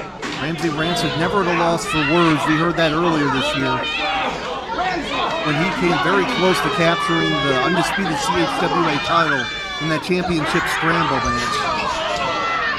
He felt he was owed another shot at the title after that. Perhaps if he gets the win over Alexis Valentine here tonight, maybe that'll be a case for him to get back in title contention. John Holyo's just around the corner. We know that scheduled is Jalen Strong getting the shot at IP Mason. But as we've seen, a lot can happen between now and then. Ramsey, you gotta put this in there. Shut up. And that, You gotta put this. the referee is still doing everything he can to convince Rancid to put that strap around his wrist. Now just putting the boots to him. Referee now finally getting that leather strap fastened around the wrist of Rancid. And Alexis Valentine is in bad shape here. Finally, the bell is rung for the third fall. And Rancid just choking him out with a leather strap. From what I've observed, it looks like this one's going to be won by pinfall or submission. It's not the type of strap match where you have to tag the four turnbuckles. The leather strap is just there to dish out some pain and punishment. And Rancid taking his eyes off his opponent again. That strap is in a bad place. And like sands through the hourglass, so went the leather strap between the legs of Ramsey Rancid.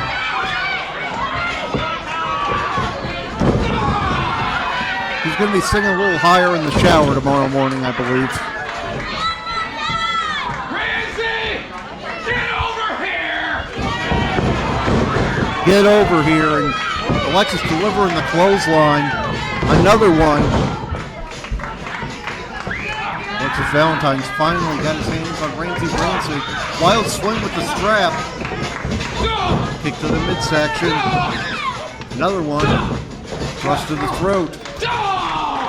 And Alexis Valentine finally with the momentum going in his favor here.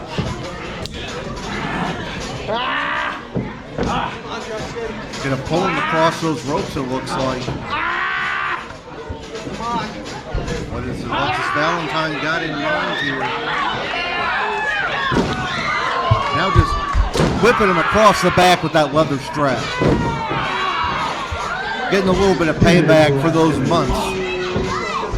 For those months of putting him through the ringer, making him force opponent after opponent.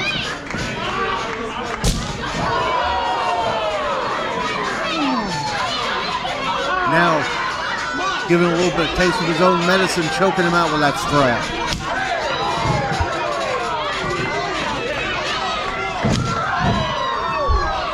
And I mentioned Rancid potentially moving into title contention with a win.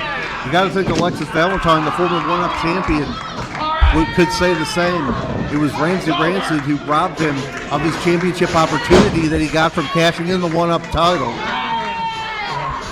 Looking to boots the house down, but the Seer of the Sands grabbing the foot.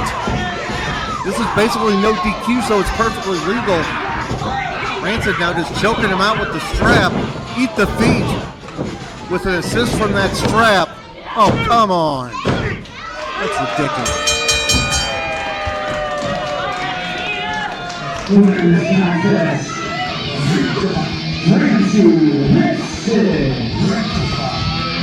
Once again, Rancid getting some help in order to secure the victory. And Alexis Valentine will have to go back to the drawing board after this. That whoever this masked Seer of the Sands is, they paid dividends here tonight. Now what does he do? What is he doing? Can't see from my vantage point.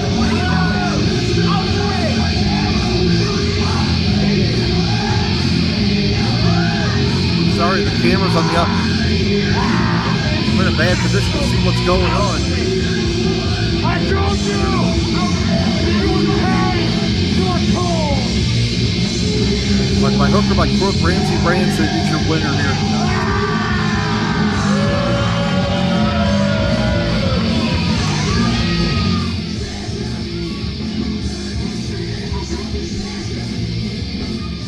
Unfortunately, once again, the numbers game paying dividends for Rancid here against Alexis Valentine. Alexis Valentine, great effort, but in this case, the numbers were just a little too much for him.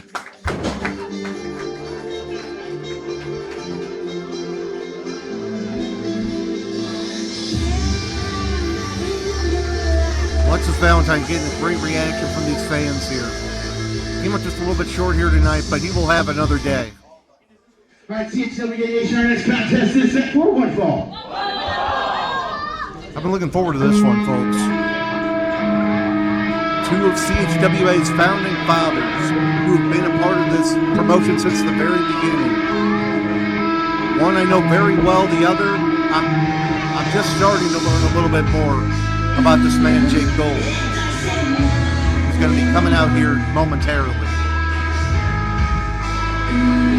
This is where it'd be nice to have somebody up here like an Elride or a Chris Exodus or a Manny Monitor who can fill me in on some of the history of this man, Jake Gold. CHWA Hall of Famer, Blackheart, Jake Gold.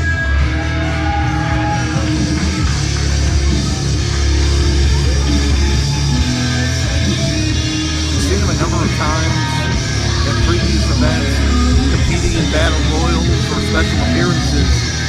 But over the past several months, he's become once again a regular here at CHWA. Wanted to show that he's still got it, he's still hanging in there with the best that this promotion has to offer.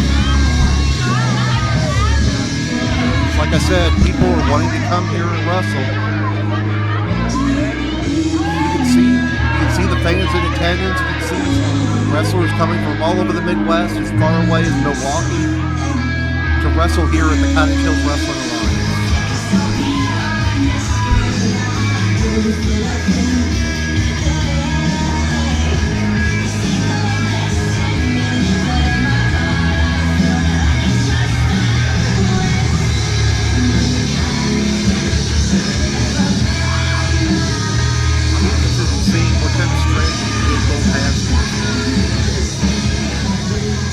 I know his opponent extremely well. My broadcast colleague from a couple of months ago.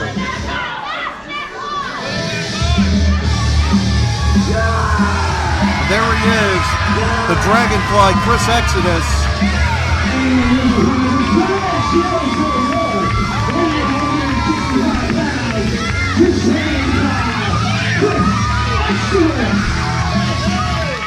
Former holder of just about every piece of gold this company has to offer.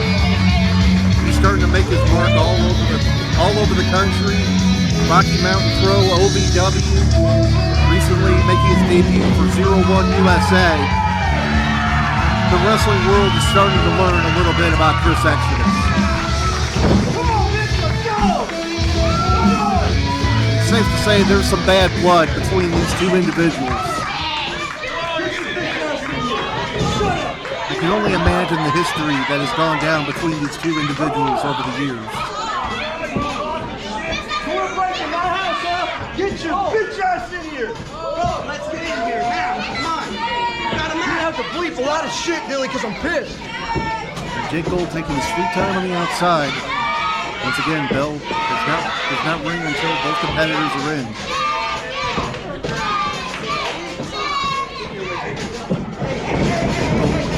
Tentatively steps through the ropes.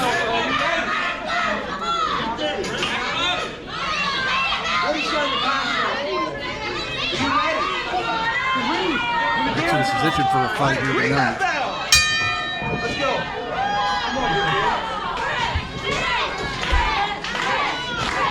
Chris Exodus, like I said, I know him very well. I've seen him get in the ring with some of the best in the Midwest. People like Billy McNeil, people like Brandon Espinoza.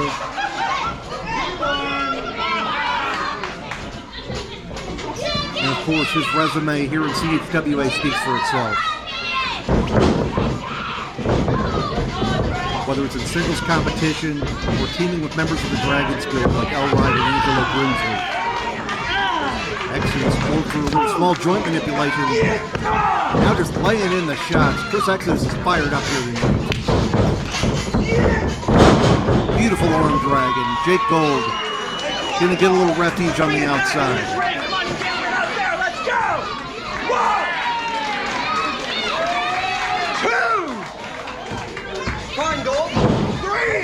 And Exodus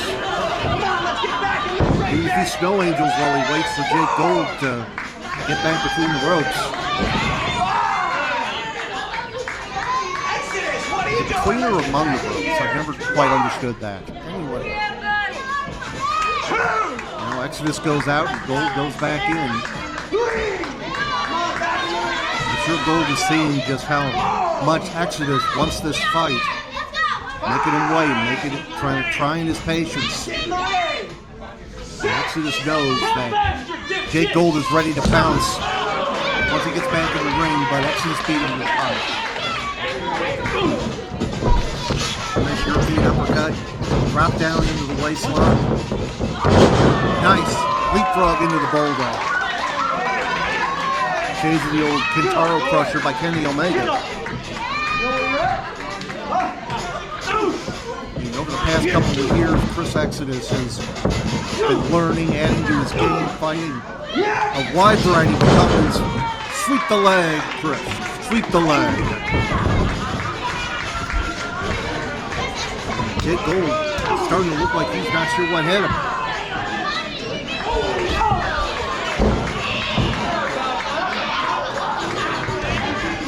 Blue and green hurricane has blown into the ring against Jake Gold here tonight. Knife edge chop, you can hear that one all over the building. Exodus setting him up on the turnbuckles. He'll be looking to put this one away early. Gold able to get the foot up. Beautiful tornado DDT. Gold goes for the cover. 1, 2. Count 2. Jake Gold do his ring position. He pulled him away from the rope before going for the pin. And showing a little bit of frustration with the referee. Now just a choke across that bottom rope. I'm doing nothing wrong. Breaks at 4.5. Referee had to. Don't you dare touch me. Referee had to interject himself there. And now just standing on Chris Exodus on the edge of the ring. I'm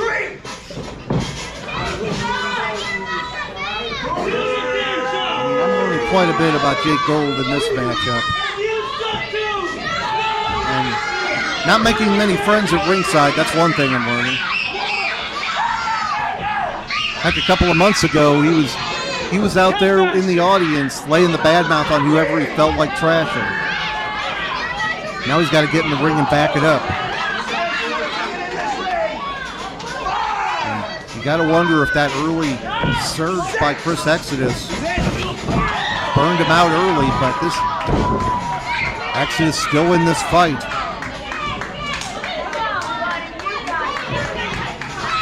Just now lining him up in the rope, body shot there. Just a prolific striker is Chris Exodus. Up to the clothesline. Drop kick sends Exodus through the ropes.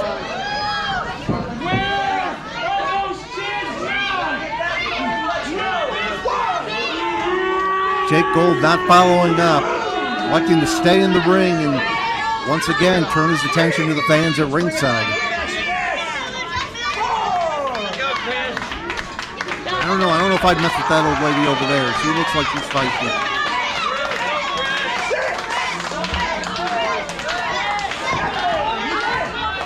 Gold's lack of focus may cost him here. Exodus is back in. Just a straight kick to the leg.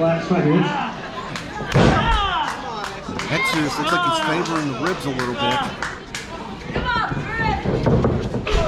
I couldn't tell from how he went to the outside whether he landed badly. I don't know if it's the ribs or the arm. And it looks like it may be the left arm of Chris Exodus. Oh, and shoulder into the ring post. That's not going to do the arm any favors.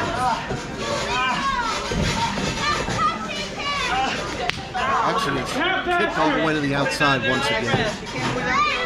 But once again, Jake Gold now focusing on his opponent. He's got an advantage. He's got his opponent hurting. But he is not capitalizing thus far. Referee trying to tell the referee how to do his job here. He's claiming a count out. I don't think so. That is not an official bell. That is Jake Gold ringing the bell.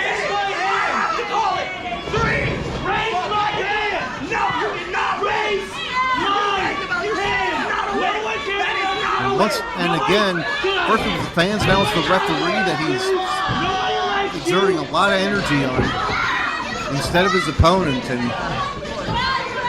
Chris Exodus is the type of opponent you have to focus on. Do your job! Looking for a count out once again, but Exodus. That arm is hurting Chris Exodus right now. He may be fighting with just one arm for the rest of this matchup. Big forearm uppercut. Shades of the late Dory Funk Jr. who passed away recently. Huge forearm shots by Exodus. Finally, Jake Gold goes down. Nip up, and Chris Exodus is fired up. That arm is still giving him a lot of problems. Welcome home, bitch! Exodus welcoming him home with the CHWA kicks.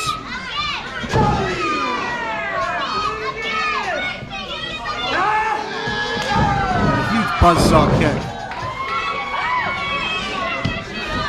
one thing Chris Exodus has made very clear, no matter how far he travels, this is home for him.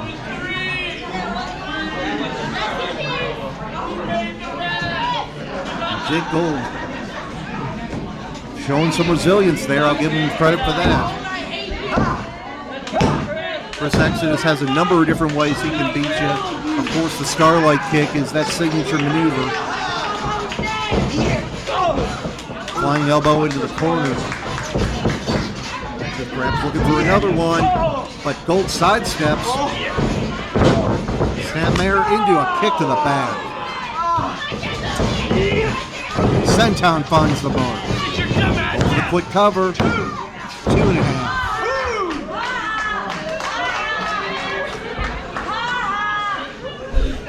And Jake Gold, whose credit has been staying in this matchup. Ref,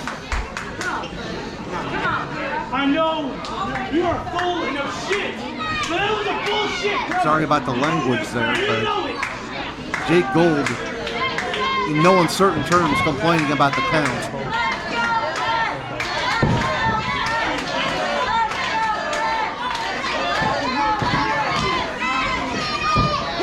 A big forearm shot, but Exodus starting to fire back there. I don't know if you want to trade strikes with Chris Exodus, but that's what Gold's trying to do. Oh. Gold with a rebound, but barely had any effect at all on Exodus. What a clothesline. And Exodus could be looking to finish this. Gold saw it coming and ducked out of the way. Just a forearm to the back.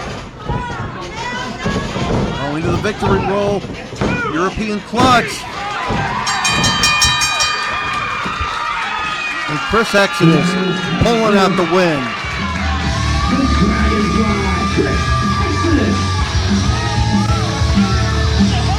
Gold expected him to take to the air, but Exodus pulled out a technical pinfall there. Something Gold was not expecting. That allowed Chris Exodus to pick up the win here tonight.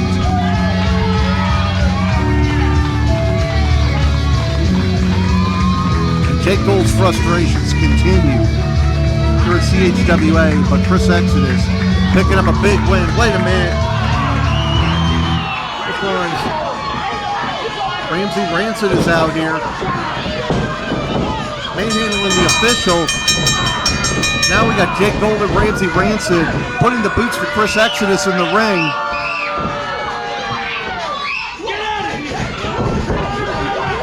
And Jake Gold may be facing some punishment for putting his hands on the official. We got a 2-on-1 situation here right now. He gets some help from the back. You didn't stand a chance. But Rancid now, feeling like he can move on from Alexis Valentine, drops him with the TKO. Wait a minute, here comes the rest of Dragon's Guild. Elride is out here. Angelo Grimsely is out here. The numbers a little bit better for the Dragon's Guild. We got 3 on one side, 2 on the other.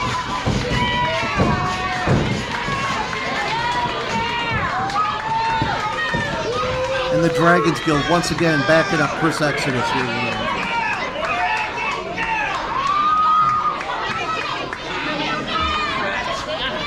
And Exodus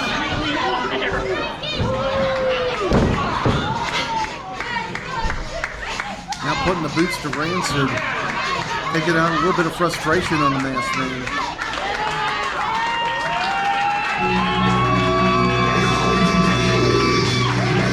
Wait a minute. We haven't seen her in months. The mistress of the chain, Halo. And she's bringing back the lobotomized monster, Blackwell. It's been months since we've seen him at CHWA. He's undergone such a change.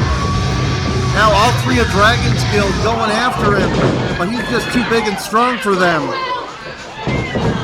Blackwell with the reverse cannonball on Elrod.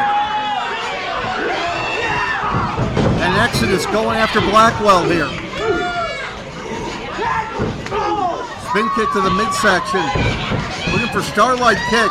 He got caught. Black hole slam. Blackwell laying waste to all the Dragon's Guild here. Grimsely sit out choke slam. My goodness. Blackwell and Halo making an impact here tonight. And Elride and Grimsely still have matches tonight. What kind of shape are they going to be in? And Ramsey's not done. Oh, what a splash on Grimsely. And this monster Blackwell making his return to CHWA.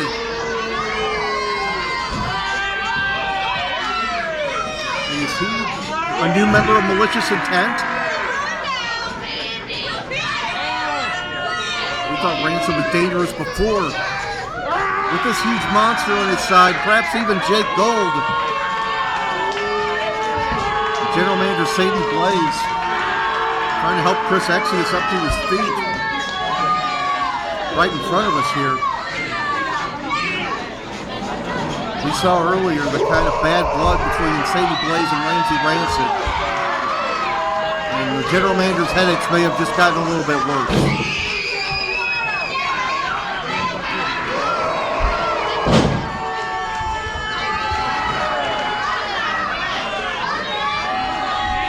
Exodus may even be disoriented here trying to climb over the commentary table.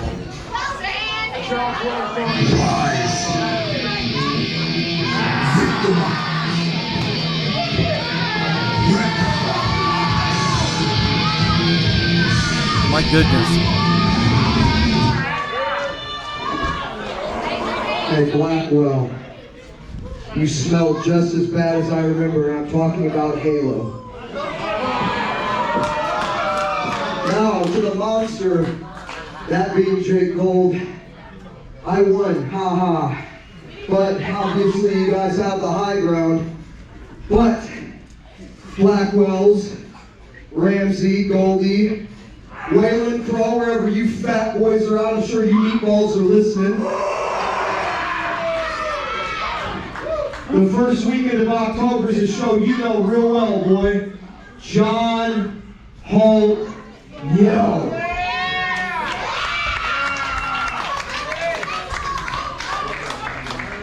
And the way I see things, which is pretty bad because I'm blind in my left eye and I'm deaf in my left ear. However, the way I see it, you guys got a bunch of buddies. I've got a guild full of dragons. I've got a revolution. I've got a magician. I've got a monarch. I got everything to combat you. So, you five morons versus Dragon's Guild and two of our friends. Night one, John Holt, yo. Oh, yeah, by all means, go for it.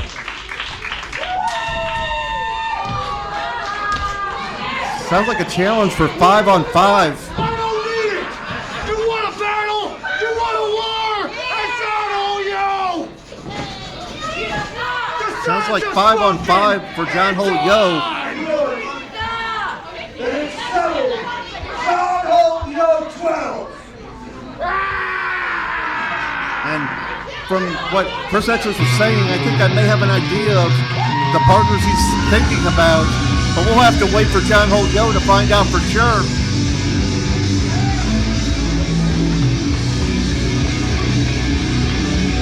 The battle lines have been drawn here tonight, folks. It's going to come to a head at John Holt Yo in early October.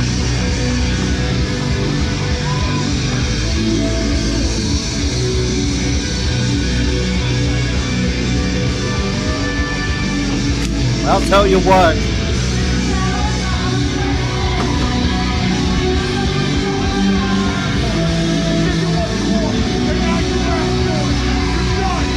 Oh, hell's going to break loose at the Sports Academy in Glen Carbon, coming up at John Holt Yo in early October.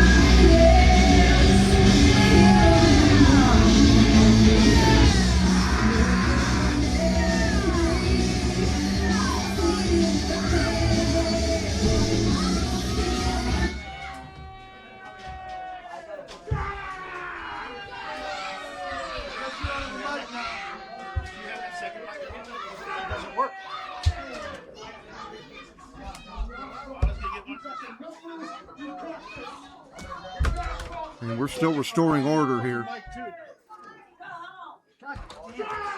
Rancid and Blackwell and Halo finally leaving the ring.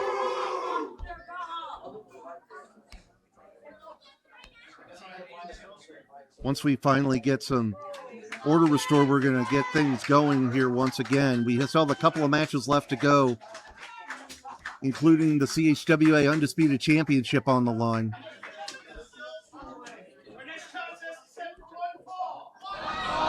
Introducing first. There's no microphones left.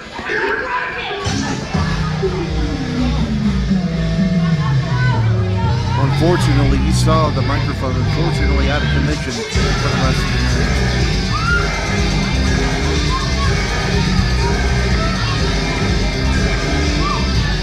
Oh, and here comes the best of the Midwest, self-proclaimed, Big Daddy Dion.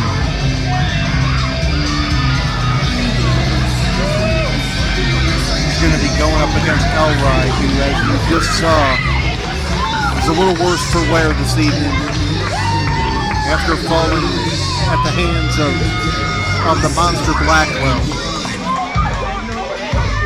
I'm still recollecting my thoughts here after what we just saw.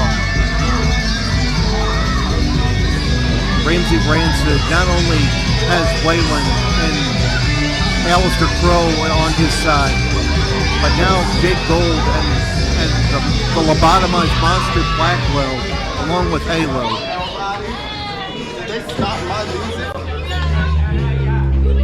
I don't know who's going to stop a group like that. And as I said, Elroy coming into this match behind the 8 ball.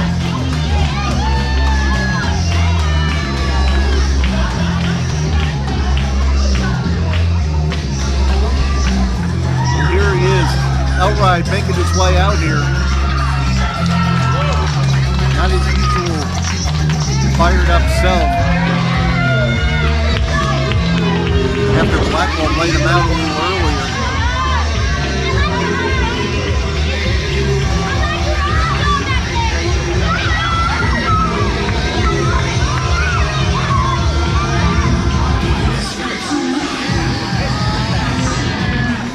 Be a heck of a matchup. I know how talented these two individuals are.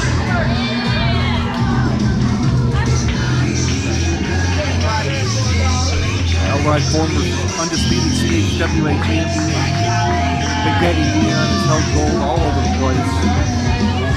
Did some training up at Black and Brave Wrestling Academy in Iowa a while back. Two things I know about Big Daddy Dion are that he's good and he knows it. Don't believe him, just ask him. Introducing first, the main attraction, Big Daddy Dion! And his opponent, the one-man Zulu,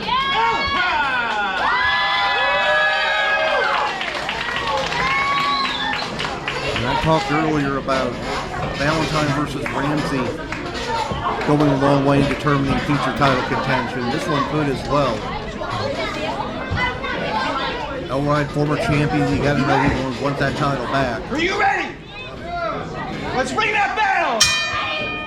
The bell's gone and this one is underway. Big Daddy Dion, former one-up champion, if I'm not mistaken, here in CHWA.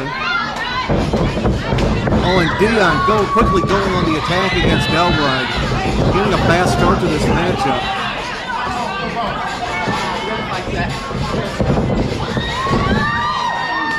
And Dion just throwing him out to the ringside area.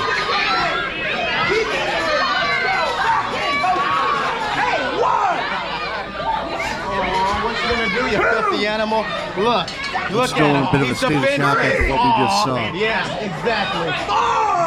See the monster Blackwell returning to CHWA and that war we're going to be seeing at John Holt Yo in a couple of months. Dion putting the bad mouth on the fans at ringside as well as Elrod. Start over.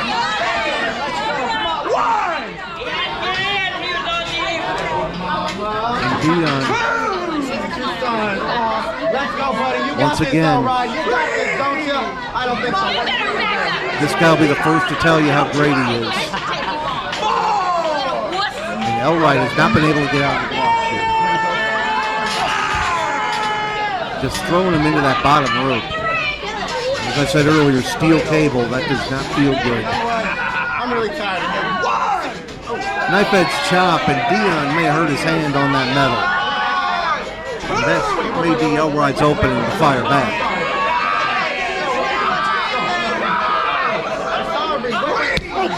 Oh, Dion felt that one.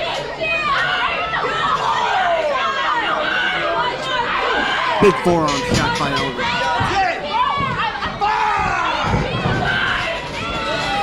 Back in the ring, elbow drop, did not find the mark.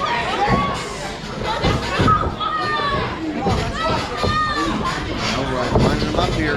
Oh, went for the knee drop and did not connect. Dion set him up. Big drop kick to the back.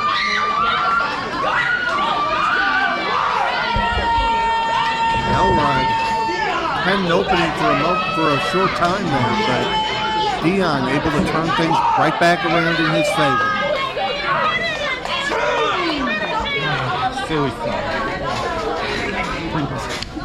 Head first into the ring post. Come on, back in this ring. I told you.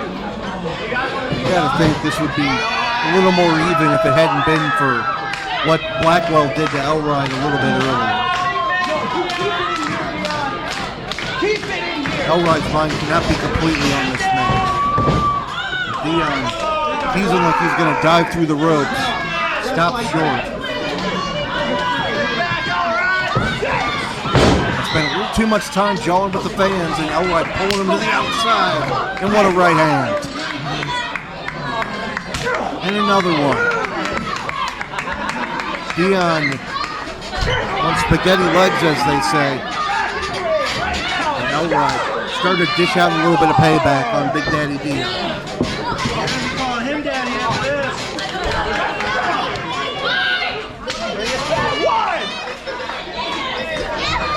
Elrod's got to get him back in the ring here. I'm not quite sure who would have the advantage on the floor. I would think Elrod. Oh, what a Uranagi onto the edge of the ring. We say it all the time that that's one of the hardest parts of the ring. And Dion just felt it. Now the one-man zoo could be on the hunt.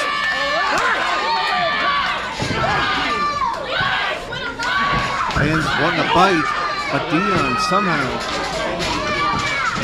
able to get things back, turn back around.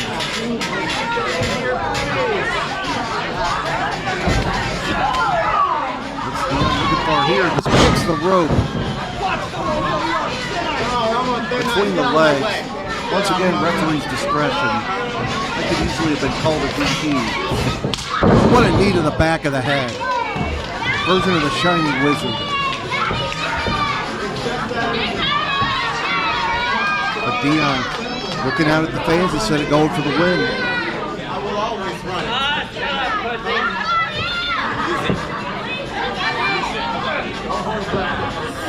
Now just scraping the bootlaces across the face. Watch the hair, Dion. Come on.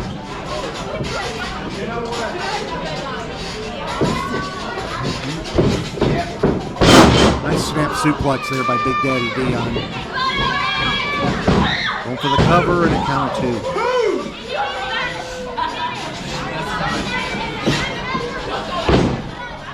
Dion could be lining up for that big stomp, that blackout stomp.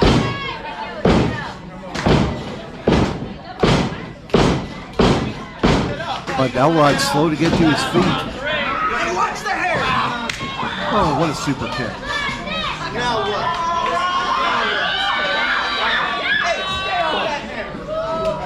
And Dion just having his way with Elride right now. I mean, Elride got slammed down by Blackwell. Got caught off guard at the beginning of the match.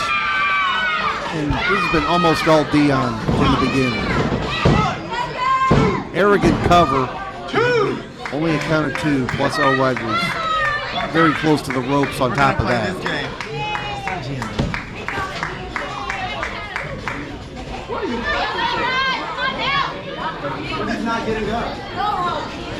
Dion once again making some friends at ringside. But Elride back up to his feet. Dion doesn't know it.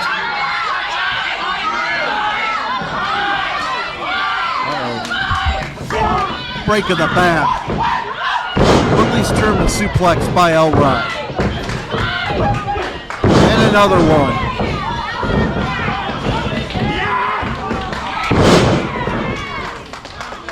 I did not know Suplex City had a zoo, but we just saw it.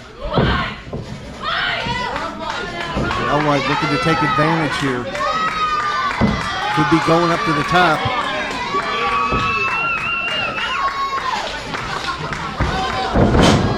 Moonsault did not find the mark, but Elride more or less landed on his feet. Big shoulder to the midsection through the ropes. And Elride finally turning things around in his favor. Suplex back into the ring. Elride could be looking to take a bite out of Dion here.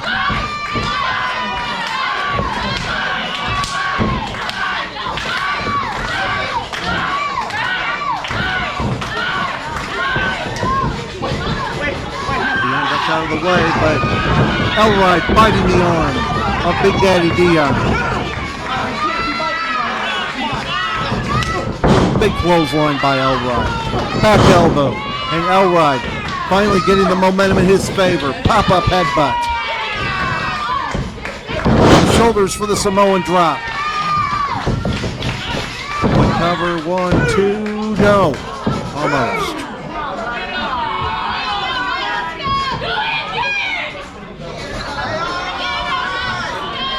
Elride got to figure out how to put this guy away. You've seen him use that flying headbutt on many occasions. That could be what he has in mind right here. Dion staggering to his feet. Corkscrew kick misses. Head slam back to the mat and almost had him.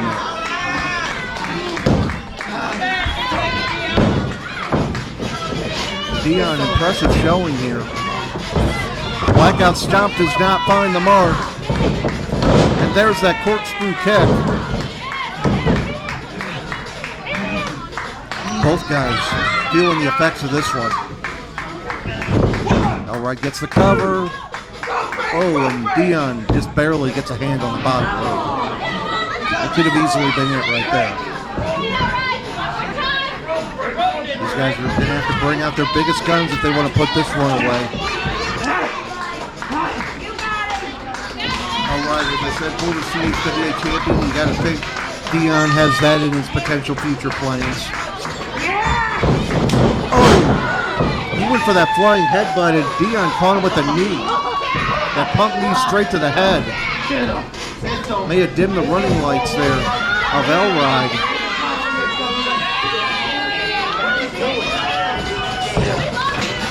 Elride in trouble, Shining Wizard to the back of the head. Is that going to do it? 1, 2, 3. He got him. Impressive victory for Big Daddy Dion.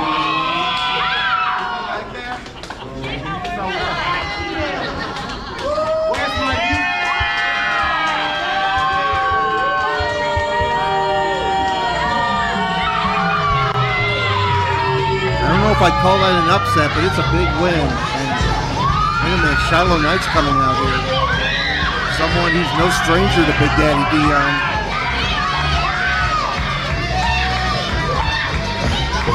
Oh, and Shylo leveling him with that belt.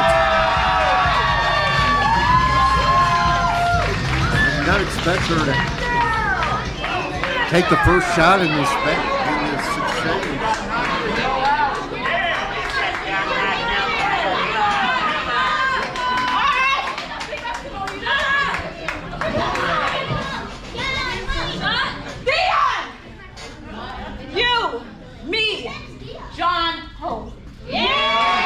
The challenge issued for John Holt, yo, Shylo Knights and Big Daddy Dion.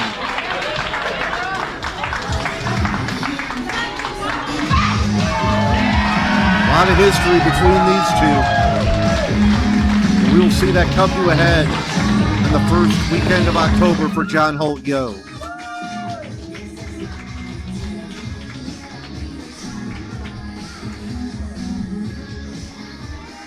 This has been an eventful night, and we're not quite done yet. We still have the CHWA Undisputed title on the line coming up momentarily.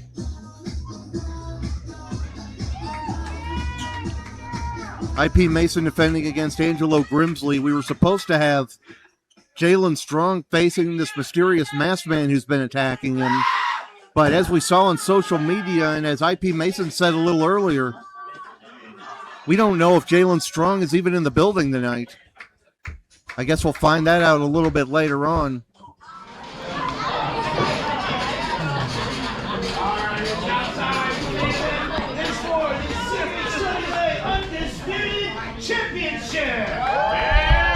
Yep, the CHWA Undisputed title on the line, a title that Angelo Grimsely has held.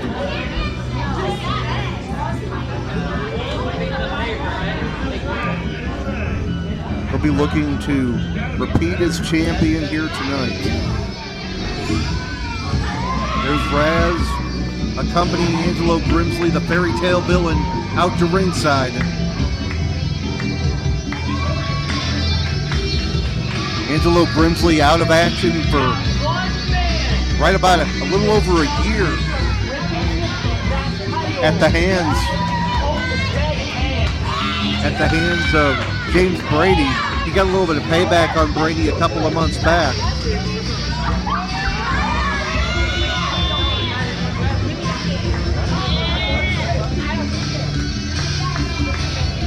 We will see if he can complete that comeback here tonight by capturing the undisputed CHWA championship.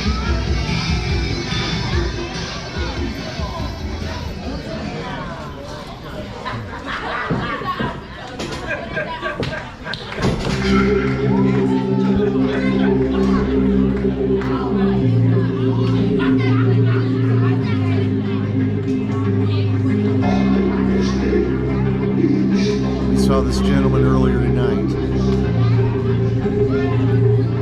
He cashed in that one-up championship the same night that he won it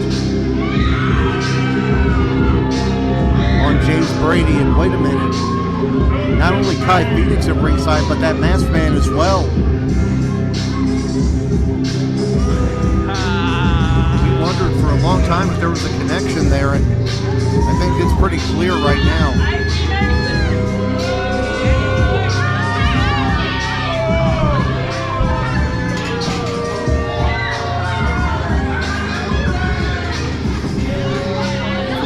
Taking his time on the outside. He got a little bit of he got laid out by Blackwell earlier as well. We saw the effect that had on Elroy.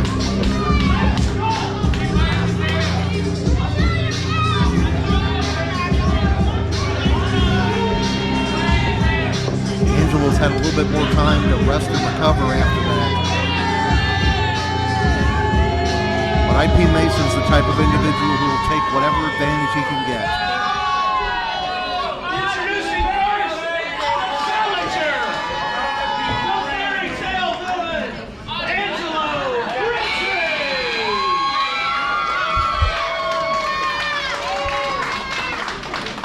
And his opponent, he is the undisputed CHWA champion, the anomaly.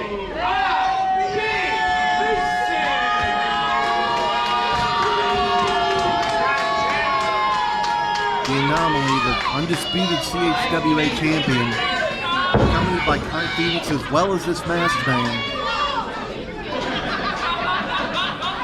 Angelo Grimsely does have Raz at ringside to back him up.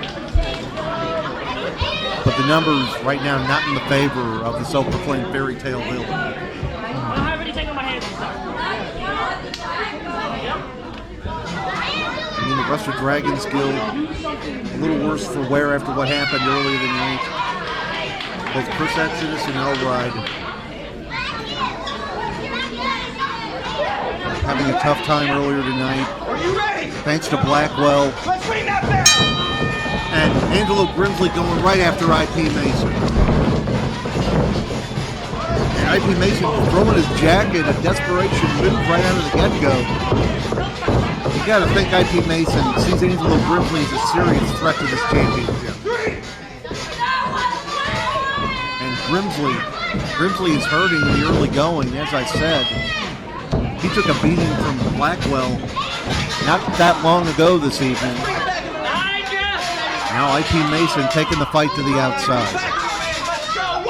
And maybe his best chance for a title retention. A count or disqualification either way, and he hangs on to the gold. Grimsely's starting to fire back here.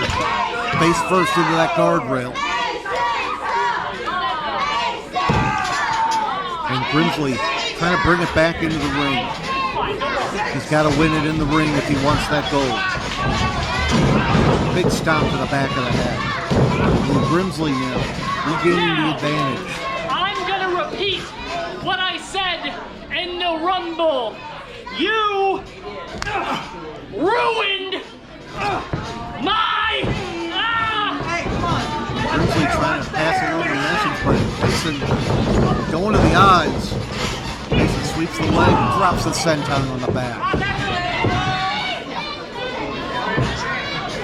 These two cross-passing the King of the Hill Rumble earlier this year. No love lost, as they say.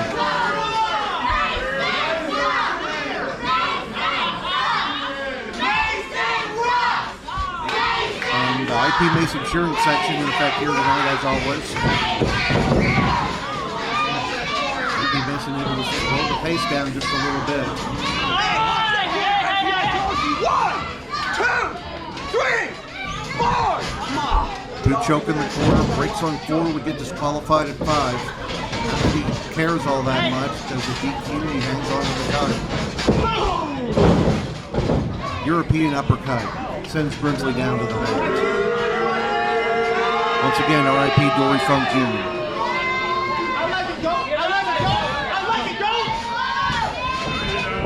IP Mason. I don't know what's on his mind right now. Is he thinking that Jalen Strong is not even going to make it to John Holt, yo? Is he taking this match lightly? Is his focus not on Angelo Grimsely? Has it been on Jalen Strong? I mean, Jalen Strong is the one-up champion. He called his shot for John Holt, yo. Grimsely trying to fire back. Mason hangs onto the ropes. Schoolboys him backwards and slides in with the forearm.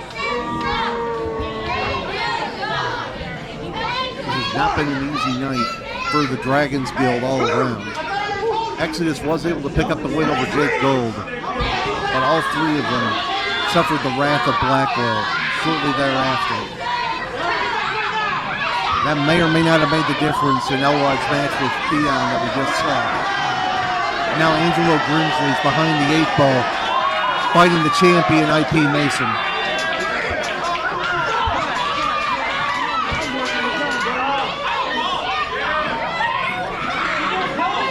IP Mason taking his time here. Now lining him up. Big pump kick to the side of the head. Mason celebrating a little early here. 3. Taking his time. I don't know if he wants to give someone like Angelo Grimsely that kind of an opening. And a count of 2. Put it down, Angelo. Don't make it a waste for yourself.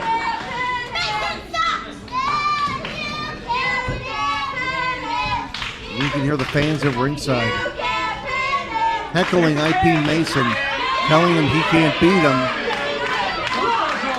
And Mason's spending more time on the fans than on his opponent.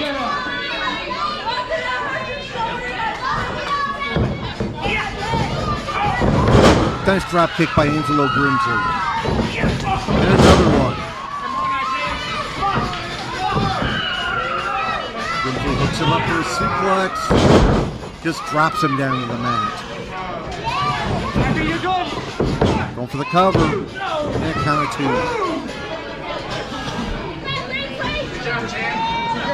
How many fingers am I holding up?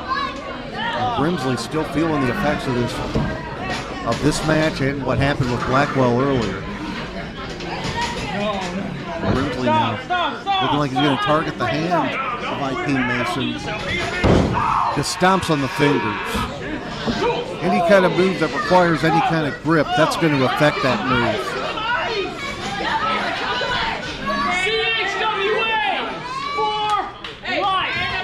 Grimsely, the buzzsaw kick, finds the mark. He didn't go down. If my kick's not as good as Christian's. IP Mason is still getting back up to his feet. Kick blocked there by IP Mason. Drops in with the waist lock, lines him up, side kick, bracing shot, clothesline, and Grimsely falls to the outside.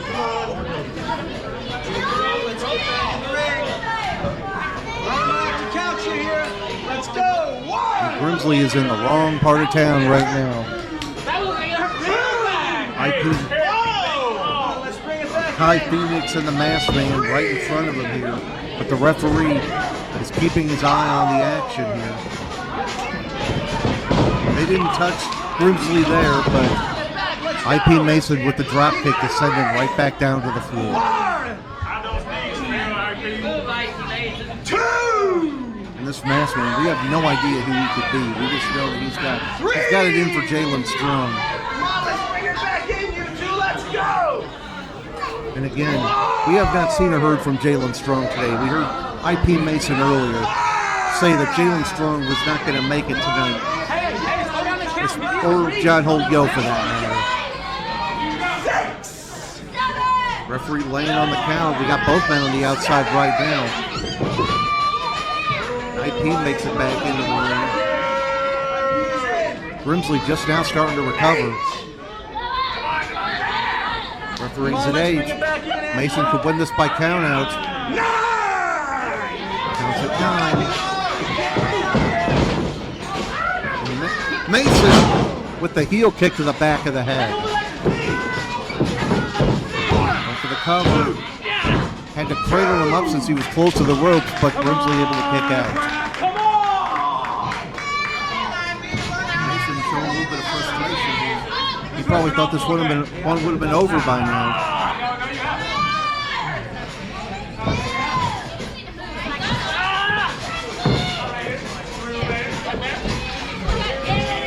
Mason could be looking for that fireman's carry Michinoku driver that he's beaten a lot of opponents with. Grimsely knows it too. He's fighting out of it. Rainmaker, no. Mason ducks it. Kick misses. Mason hung up and a pump knee by Grimsely. Mason could be in trouble here. Brainbuster by Grimsely. Grimsely's going for it. 1, 2, no. He almost had a new champion before John Holt Yo.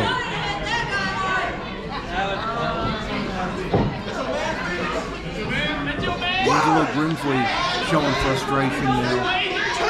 Looking at the referee. There's only a 2 count. But Mason is still down. Grimsely has a golden opportunity to finish this off if he can capitalize. Now it's Grimsely laying the trash talk on his opponent. Come on. Come on. I wanted to hit you again while you're on all fours. Grimsely offering Mason a free shot. I don't know if I do that. Forearm uppercut by Mason. Now the two just trading shots in the middle of the ring. These two are about equal in size, power, speed, experience. About as close to an even matchup as you're going to get. Now Grimsely throwing the chops.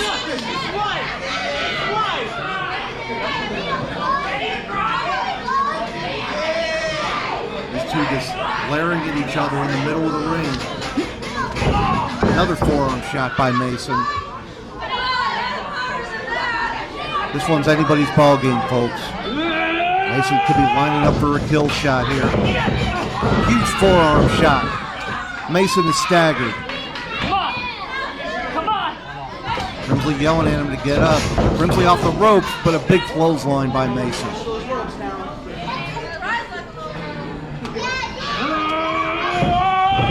Mason off the ropes. Another forearm. And Grimsely caught on the ropes. Mason able to outmaneuver him there. Mason rolls through. What's he looking for here? Grimsely able to block it. Acid Rainmaker perhaps.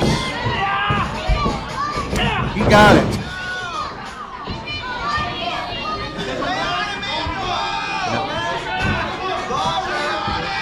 May not have got all of it that he wanted. Mason's still on his feet, but he could be out on his feet.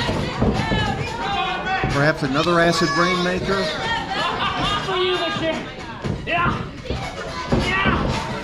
Lines it up. Mason gets out of it. Got him up on the shoulders, and there it is. That fireman's carry Michinoku driver. 1, 2, and 3. By the skin of his teeth, IP Mason pulls this one out.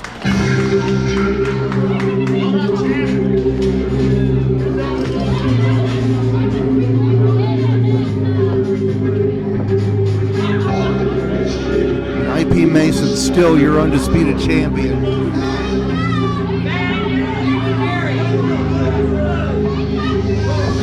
He's got it. If Jalen Strong called his shot, he's scheduled to challenge IP Mason at John Hole's Yoke.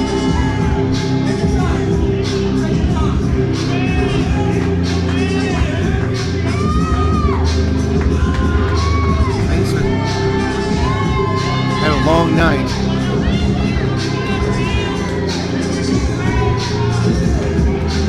But he is still the champion. Got Ty Phoenix and this masked man backing him up.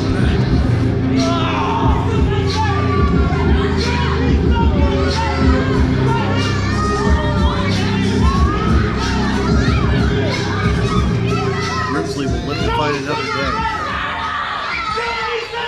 Why'd you stop my music, Carl? I'm in the middle of a celebration.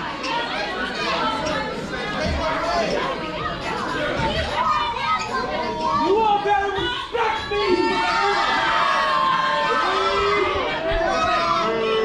Mason demanding respect from these fans. I don't think he's going to get it. Long and hard in your main event, and I came out on top.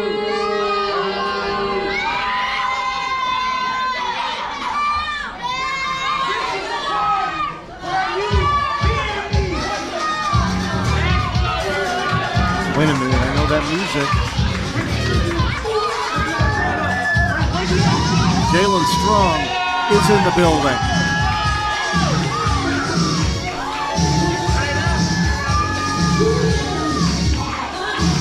Looks like his wrists are still tied together, in fact. Jalen dives into the ring.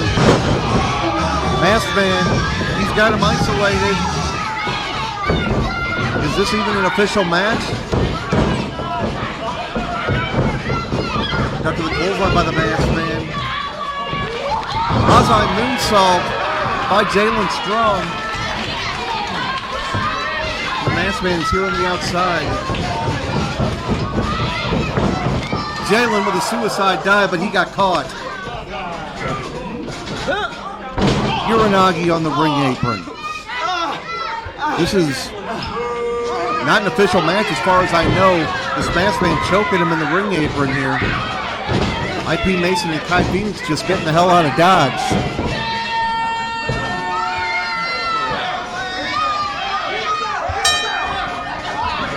The bell's gone. This is an official match now. Jalen Strong literally fighting with his hands tied together here. We've seen this masked man attack specifically Jalen Strong in recent months. We have no idea who this is. This was the scheduled match, but we didn't know if Jalen was going to be in the building for it. Body slam in the middle of the ring. 1-2 and a count of 2.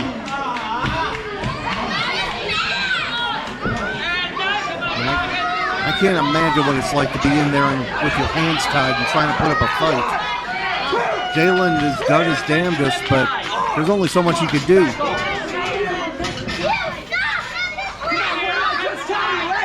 Now just choking him across the ropes.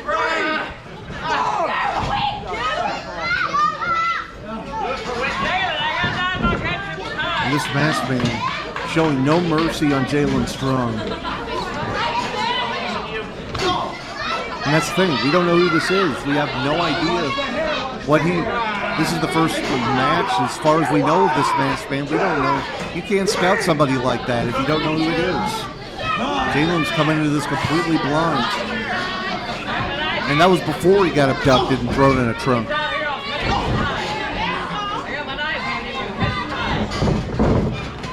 Jalen able to jump to the second rope and delivers a drop kick.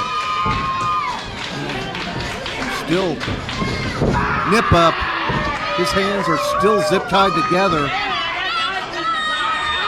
And he breaks the zip ties. And now things are going in the favor of Jalen Strong, the one-up champion, the #1 contender to the undisputed CHWA title. Belly-to-belly suplex. 1, 2, no.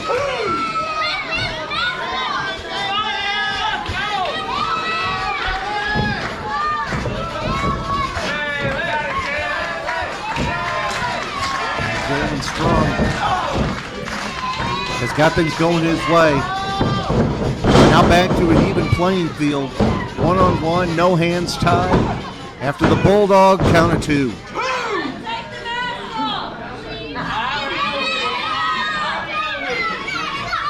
This is the last obstacle. Jalen going for that mask. Last obstacle for Jalen Strong before John Holt go and challenging for that title.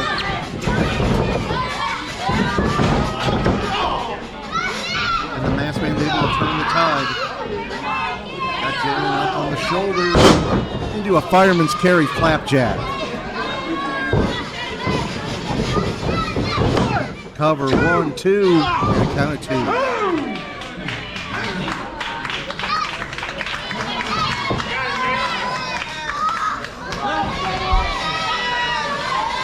Masked man just measuring Jalen Strong.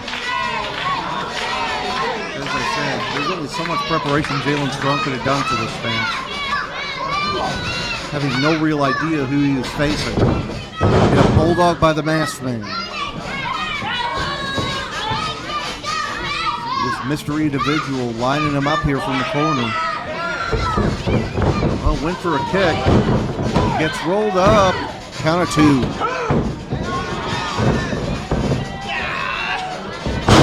Body slam finds the mark. This masked man trying to get this one finished and get out of here. But Jalen Strong not staying down.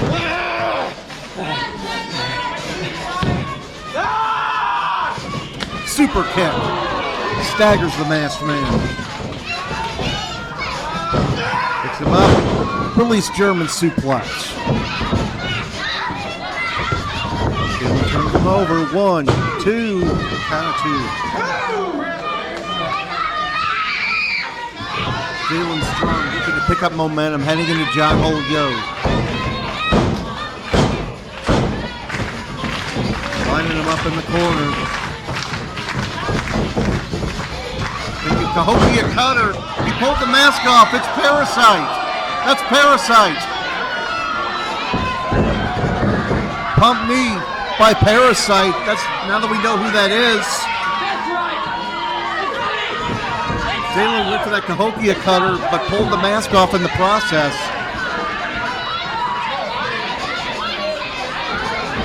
Now Parasite with the ground and pound on Jalen Strong.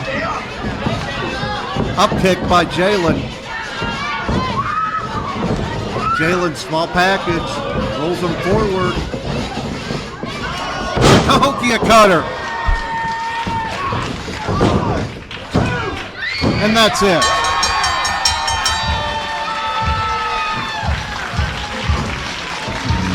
Well, one mystery solved. Parasite was under that mask, aligned for whatever reason with IP Mason, but it's Jalen Strong who gets the last word here tonight.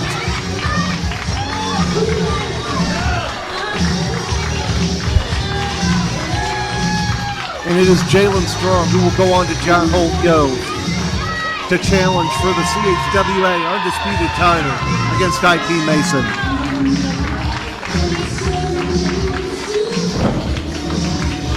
That'll just about do it for us here tonight at CHWA. No show, no shot. I'm Patrick Brandmeier flying solo this evening. Thank you for joining us, and we'll see you next time.